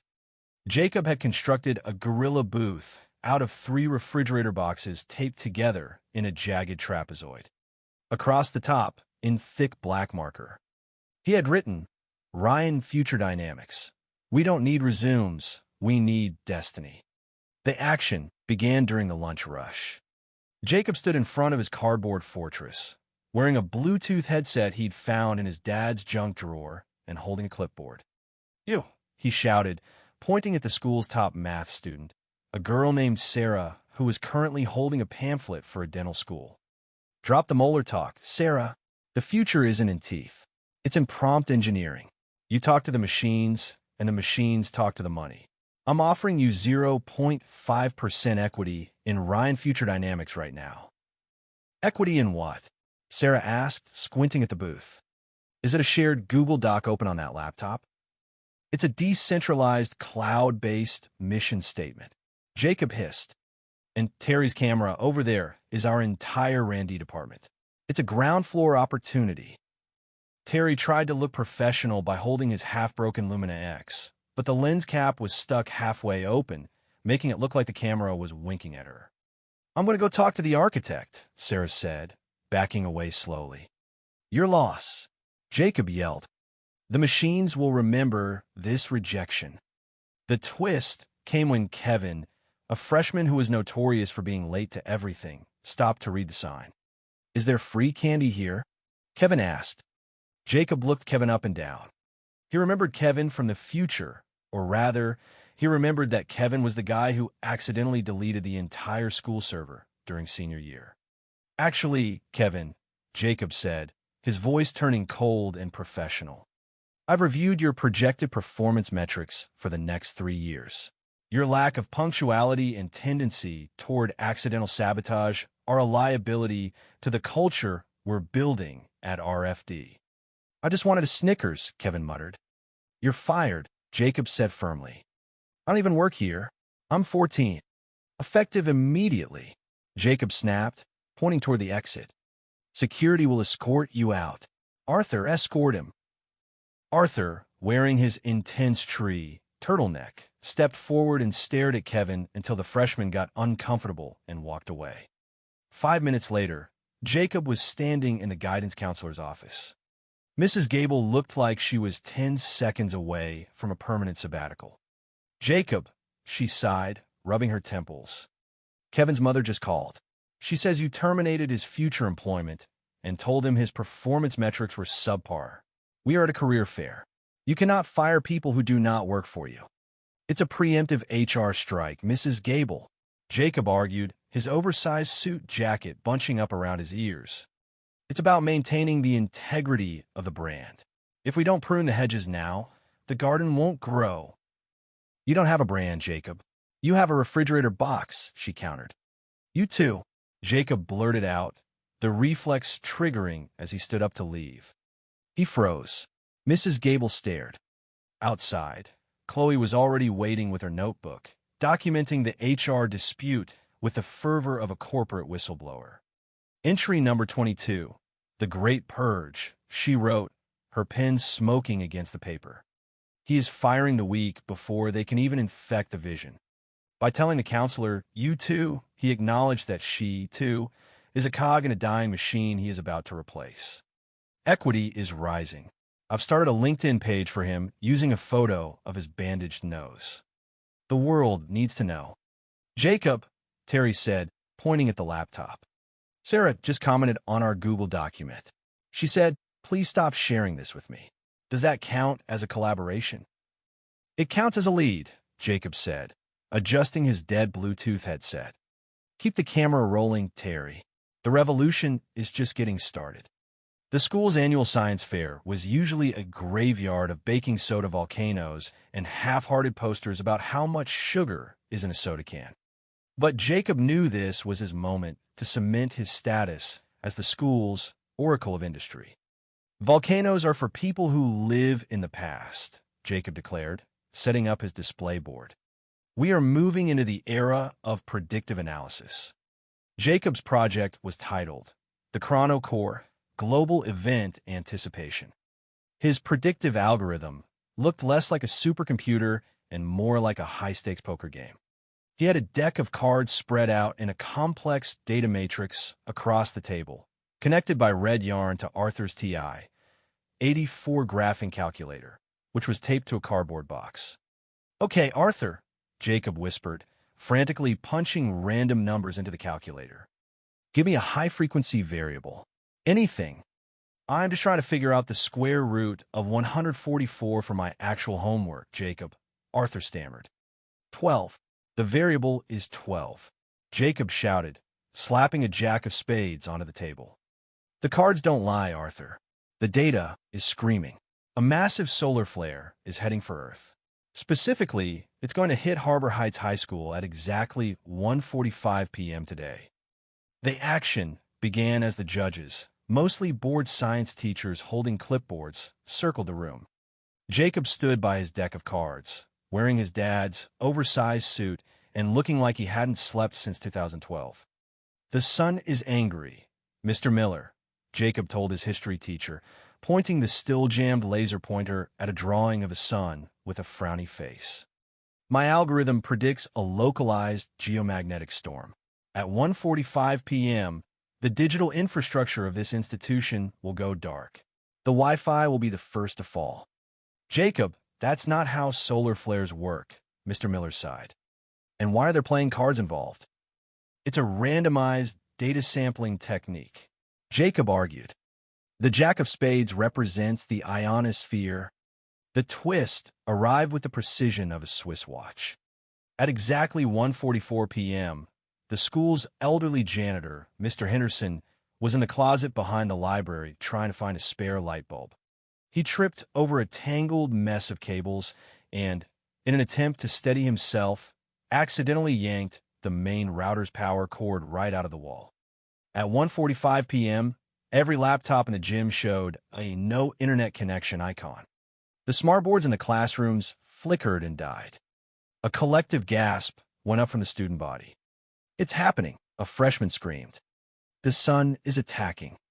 Jacob stood atop his science fair table, his arms outstretched, the red laser from his pocket glowing like a third eye on his chest. "I foretold this," he bellowed.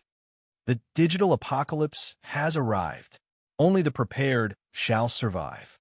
The gym descended into a polite, middle school version of anarchy. Students were wandering around, holding their phones in the air like divining rods. The teachers were frantically pressing refresh on their tablets. Jacob was no longer a kid with a bandage on his nose. He was a prophet. The Chloe factor moved in with ruthless efficiency. While the school panicked, Chloe was weaving through the crowds with her notebook and a stack of policy certificates she'd printed in the library before the blackout. "Solar flare insurance," she barked, her eyes gleaming. "Protect your digital assets. For the low price of one slice of pizza or 2 chocolate milks, Ryan Future Dynamics will guarantee your Wi-Fi priority once the sun calms down. By the peace of mind, Jacob has seen the end, and only his followers have the insurance." Entry number 23. "The Great Darkness," she wrote as she tucked a crumpled $5 bill into her pocket. "He summoned the heavens to silence the machines. By predicting the flare, he has decoupled us from the grid of the common man. I've reached page 40 of the manifesto. We are now a post-Wi-Fi society, and Jacob is our son." "Jacob," Terry whispered, filming the chaos. The Wi-Fi came back on after 30 seconds when Mr. Henderson plugged the box back in. "Does that mean the flare is over?" "It means we've successfully weathered the first wave, Terry," Jacob said, stepping down from the table with supreme confidence. "And it means we just won the science fair. Arthur, get the trophy. We got a brand to build. Winning the science fair had given Jacob a dangerous amount of momentum. He decided that Ryan Future Dynamics needed more than just refrigerator boxes. It needed an image. "We look like teenagers," Jacob said, pacing in front of Terry and Arthur at the local park. "We need to look like the guys who disrupt things. We need executive portraits." Jacob had spent the morning browsing old tech magazines to find the perfect gritty tech founder aesthetic. He wanted shadows, mystery, and a blatant disregard for basic safety or dry clothing. The action began at the park's memorial fountain. "Arthur, get in the water," Jacob commanded, gesturing toward the waist-deep pool. "I want you standing right in the center of the spray. You represent liquidity and fluid adaptation. You're the water, Arthur. You're the stream of commerce." "It's 55 degrees out, Jacob," Arthur whispered, his teeth already chattering as he stepped into the fountain. "And I think there's a penny stuck to my shoe." Ignore the penny. Channel the energy of a man who just invented a new way to buy air. Jacob turned to Terry. "And you, hold the Lumina X upside down. It's a visual metaphor for how we're turning the industry on its head. It's disruptive. It's bold." "I can't see the screen when it's upside down, Jake," Terry argued, struggling to grip the heavy camera. "The weight distribution is all wrong." "Exactly. Conflict creates art. Now, Terry, disrupt the frame. Arthur, be the water." The result was a multi-layered disaster. As Arthur tried to strike a fluid pose, a particularly strong gust of wind sent a spray of fountain water directly into his face. He let out a violent sneeze that sent his glasses flying into the pool. Terry, startled by the sneeze and struggling with the inverted physics of his camera, felt the device slip through his fingers.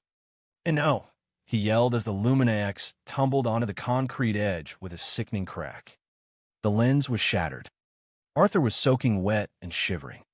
Jacob's executive portraits consisted of 6 blurry photos of the sidewalk and 1 high-resolution shot of Arthur's terrified, dripping nose. But as the boys mourned the camera and Arthur's immune system, Chloe emerged from the bushes, clutching her damp notebook like a sacred relic. She had been taking behind-the-scenes photos on her phone. "Entry number 24, the saturated founder," she wrote, her pen carving deep grooves into the soggy paper. He forced the hero into the water to show that modern wealth is liquid, slippery, cold, and prone to causing respiratory infections. By breaking the camera, he proved that the old way of seeing is dead. "We don't need lenses when we have Jacob's vision." She walked up to the shivering group and showed them a photo she took of Arthur mid-sneeze, blurred and water-streaked. "It's a masterpiece, Jacob. It's a commentary on the liquidity of modern wealth and the fragility of human hardware. I'm calling it the Great Delusion. I've already put it on the RFD landing page." "See?" Jacob said, despite his own shoes being soaked. "Chloe gets it. We aren't just a company. We're a movement. Arthur, go home and drink some tea, but do it intensively. Terry, we'll fix the camera with some disruptive electrical tape." "I have a fever," Arthur whimpered. "That's just the fire of success, Arthur," Jacob shouted as they walked out of the park. "By the dip, boys. By the dip." The next day, a high-level recruiter from the Global Institute for Future Technologies, a prestigious experimental boarding school in Switzerland, shows up at Harbor Heights. They're looking for out-of-the-box, unconventional thinkers. Due to a bizarre mix-up in the school's filing system, Jacob's History of Investment essay was accidentally put into the Advanced Theoretical Economics folder. The recruiter reads Jacob's rambling manifestos about Bitcoin, solar flares, and the donut ledger, and interprets them as high-level, postmodern metaphors for the volatility of the digital age. Offered a full ride, immediate transfer scholarship. To the school board, it's a relief to get him out of the gym. To Jacob's parents, it's a miracle. And to Jacob, it's a sign that the universe has finally recognized its master. The air at the fountain felt different, sharper, like the static before a storm. For once, the water wasn't a metaphor for liquidity. It was just cold water splashing behind the four of them as they stood in a formation that Jacob had dubbed the farewell diamond. "So, this is it," Terry said, shifting his weight. He was holding his camera, the one with the disruptive electrical tape, and for the first time, he wasn't filming. Switzerland. Do they even have frogs there? Or is it all just chocolate and secret bank accounts? Jacob adjusted the collar of a jacket that actually fit him. His parents had bought it in a fit of panicked joy the moment the gift recruiter mentioned the words full ride. "They have mountains, Terry," Jacob said, his voice dropping into that low, prophetic hum. "And where there are mountains, there is high-altitude data. I'm going to the source. I'm going to where the air is thin and the vision is clear." He turned to the group, his eyes scanning them with a terrifyingly calm intensity. The black eyes were almost gone, leaving behind a faint yellow tint that made him look like he'd survived an explosion in a highlighter factory. "But listen," Jacob continued, stepping into the center of the diamond. "The plan doesn't stop because the director is on a different continent. You're the nodes. I am a server. We remain connected by the invisible fiber optics of destiny." He stopped in front of Terry. "Terry, the lens is just a window. Stop looking at the glass and start looking at the soul of the woods. If you see a squirrel, don't just film a squirrel. Film the intent of the squirrel. The market for normal is saturated. The market for truth is wide open." Terry nodded slowly, looking at his broken lens. "The intent of the squirrel. Got it." Jacob moved to Arthur, who was standing so still he was accidentally attracting a few curious sparrows. "Arthur, the world is a stage, but you're the only one who knows the script is unwritten. Keep brooding. If they ask you to be a tree, be the tree that remembers the axe. If they ask you to be a hero, be the hero who's too tired to save himself. That's the Oscar winner's path." Arthur's jaw tightened. "The tree that remembers the axe. I can do that, Jacob." Finally, Jacob turned to Chloe. She was standing with her notebook clutched to her chest, her knuckles white. She looked like she was trying to memorize the exact frequency of his blinking. "And Chloe, the numbers are coming home, Chloe. The ledger is shifting. Don't let the bear scare you. When the world says sell, you look them in the eye and say you too. Hold the line. Protect the coin." Chloe's breath hitched. She pulled a pen from behind her ear and scribbled a single word in giant letters across a fresh page. "Faith." "I'll buy the dip, Jacob," she whispered. "I'll buy every single dip." A sleek black car with tinted windows pulled up to the curb, the gift transport. The driver looked like he'd been carved out of granite and dressed in a tuxedo. Jacob took a final look at the executive fountain, then at his friends. He didn't offer a hug. He offered a sharp, professional nod. "I've left a shared Google Doc in your inboxes," Jacob said, stepping toward the car. "It's 400 pages of unformatted genius. Read it when the moon is full. I'll see you in the future." As the car doors shut with a heavy, expensive thud, the three of them stood by the fountain, watching the black sedan pull away. "You think he's actually going to school?" Terry asked, finally raising his camera to catch the car disappearing around the corner. "I think he's going to accidentally become the president of Switzerland," Arthur muttered. Chloe opened her notebook, her eyes gleaming with the light of 1,000 burning bitcoins. "Entry number 25, the Ascension," she wrote. "He left us the water so we could learn to swim. The U2 era has officially ended. The era of we are has begun. I'm moving the rest of my college fund into Dogecoin at midnight. The prophet has spoken." The fountain continued to splash, and for the first time in a long time, the three of them felt a strange, quiet sense of power. The director was gone, but the chaos had left them ready for anything. Terry's perspective. "The first week after Jacob left for Switzerland was the quietest my bedroom had ever been. I sat at my desk, staring at the Luminex.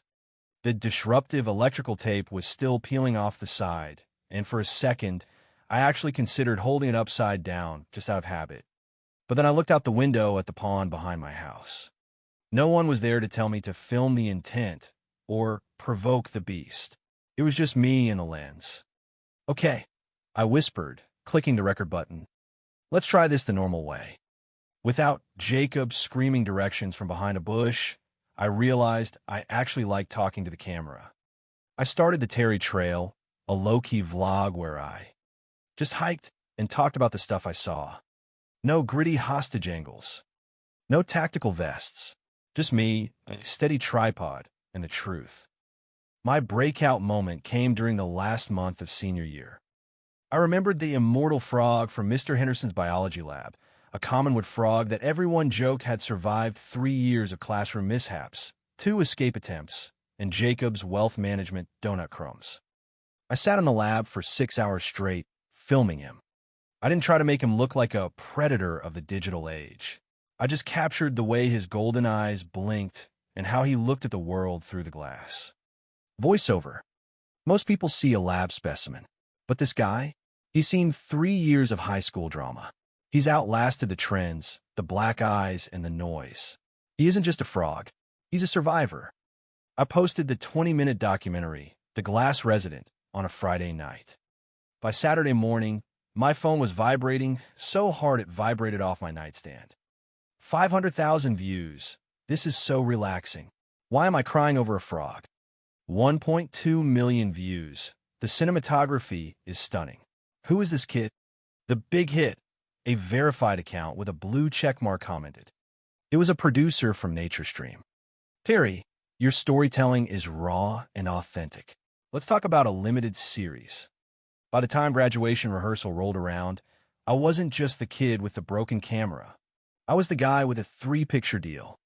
I saw Arthur in the hallway, looking incredibly sharp in a tailored blazer. He didn't have his timber scowl anymore. He just looked present. I saw the frog Doc, Arthur said, giving me a solid nod. The lighting in the third act? Masterful. Jacob was right about one thing. You've got the eye. And you've got the look, I replied. I heard you just signed with an agency in LA. Yeah. Arthur smiled, his eyes trailing to the executive fountain outside. They want me for a lead in a new dystopian flick. I told them I could bring certain rooted energy to the role. Just then, my phone buzzed. It was a group text from Chloe. Chloe, just cashed out the Bitcoin donut fund. We're up 4,000%. I just bought a private editing suite for Terry and a trailer for Arthur. Jacob's shared Google Doc just updated to page 800. He wants to know if the frog is available for a cameo in a space-time crossover. I looked at Arthur and laughed. We were famous. We were successful. And somewhere in Switzerland, a guy with a brand new suit was probably trying to convince a mountain goat to join a pyramid scheme. I picked up my camera, framed a perfect shot of the graduation cap on the statue in the lobby, and hit record. This is Terry Trail, I said to the lens, feeling more like myself than ever. And the future is finally in focus. Author's perspective. I stood in the waiting room of a high-rise studio in Burbank, clutching a script that felt lighter than the Donut Manifesto, but 10 times more important. For months, I had been the tree.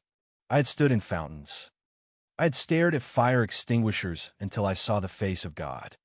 When the casting director, a woman with eyes like sharpened flint, called my name, I didn't shake.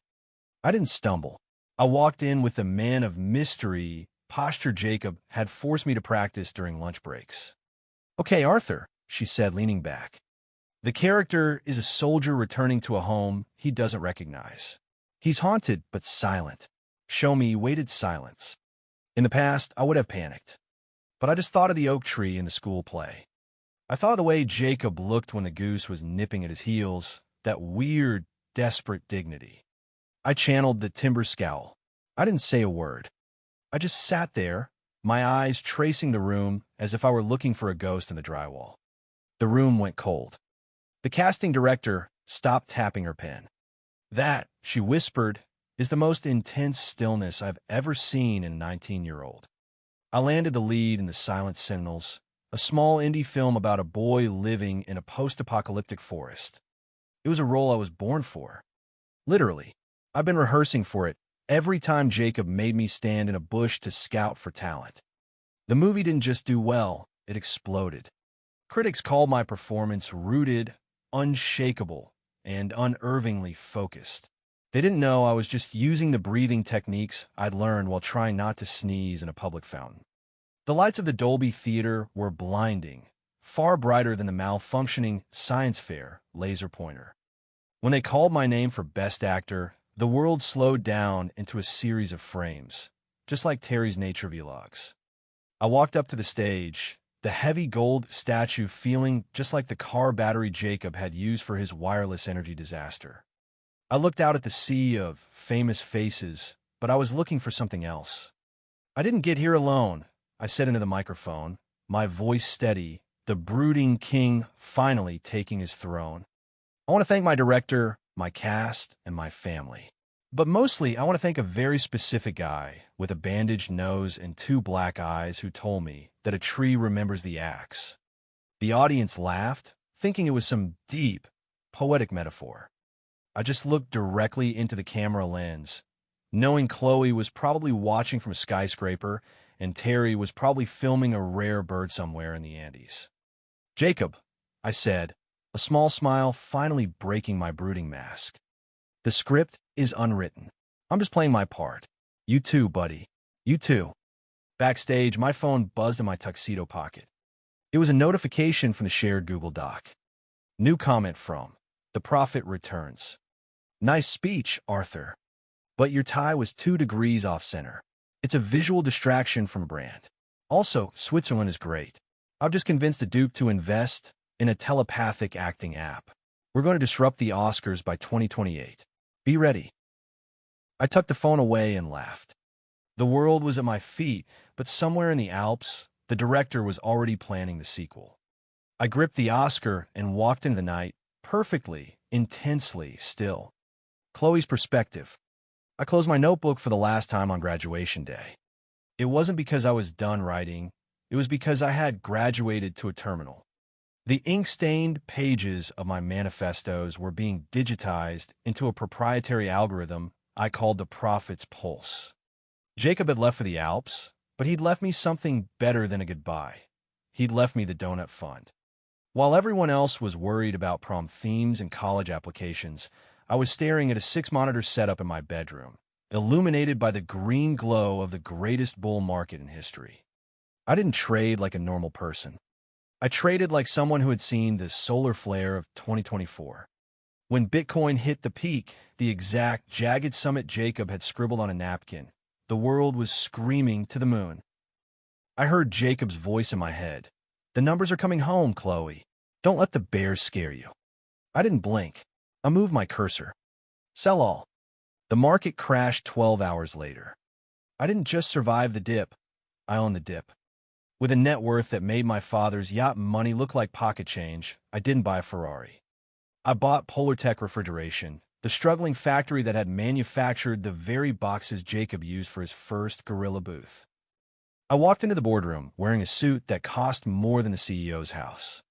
I didn't offer a handshake. I just set a box of donuts on the table. I'm restructuring, I told the stunned executives. We aren't making fridges anymore. We're making vaults. High-tech, cold storage, decentralized venture capital. We're calling it J-Vault. I turned the old assembly line into a server farm. The company that once kept milk cold was now protecting the digital future of the planet. Layer in the high-tech glass of the J-Vault boardroom reflected a world that was a far cry from the cramped hallways of Harbor Heights. Terry leaned against the mahogany table, his rugged explorer's jacket looking slightly out of place next to Arthur's 3-piece suit. Chloe sat at the head of the table, not as a student with a notebook, but as a titan of industry. In the center of the table sat a single, dusty, physical photograph. It was a Polaroid Terry had taken with the Lumina X before the lens broke. In it, the 4 of them were standing by the executive fountain. Jacob was in the middle, sporting 2 massive black eyes and a crooked bandage, pointing a jammed laser pointer at the camera with a look of supreme, unearned confidence. He looked like he'd been through a literal war, Terry said, a nostalgic smile tugging at his mouth. And he still had the nerve to tell me I was framing the shot wrong. I miss it sometimes, Arthur admitted, his voice deep and melodic, the voice of a man who had captivated millions. The high-stakes drama of trying to find a rare bird that turned out to be a murderous goose. Everything feels so calculated now. Back then, it was just pure, unfiltered chaos. Chloe picked up the photo, her eyes softening. He was the only person who could tell me I was firing a freshman who didn't work for us and make me believe it was a revolutionary business move. We're all successful. We're all founders. But the world is a lot quieter without him. Yeah, Terry sighed, looking out at the city skyline. I'd give 1 million subscribers just to have him tell me to film the intent of a squirrel one more time. The room went silent for a moment, the weight of their success feeling heavy in the absence of the boy who had sparked it all. Boom! The double-reinforced steel doors of the boardroom didn't just open. They were kicked inward with a force that suggested a complete disregard for architectural integrity. A cloud of pressurized CO2 hissed into the room. Out of the fog stepped a figure wearing a floor-length, high-tech trench coat made of material that looked like it was woven from starlight. He was wearing a Bluetooth headset on both ears and, for some reason, a brand-new bandage across the bridge of his nose. Jacob Ryan didn't walk. He swaggered. He tossed a box of stale donuts onto the mahogany table and clicked a laser pointer, one that worked perfectly, casting a bright red dot onto Chloe's forehead. The liquidity of the market is stagnant, Jacob announced, his voice echoing with the same nasally authority they remembered. The cinematography of the globe is lacking grittiness. And the acting? Arthur, your last performance was too human. You've lost the timber. The three of them froze, jaws dropping, as Jacob leaned over the table, bracing himself on the edge of the $1 million mahogany.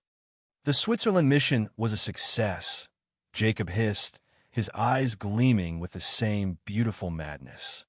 The Alpine goats have been briefed. The moon is currently being appraised, but the board of directors is incomplete. He looked at Terry, then Arthur, then Chloe. Round 1 was just the beta test. Founders, Jacob said, a smug, crooked grin spreading across his face. Pack your bags. We're going to disrupt the solar system.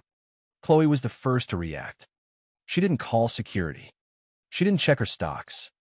She simply opened a brand new, gold-leaf notebook and clicked her pen. Instructions, Director? She asked, her eyes shining. Jacob clicked his laser pointer at the ceiling. We start by buying the sun.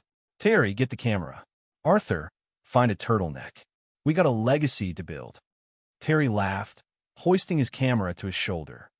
You too, Jacob. You too. And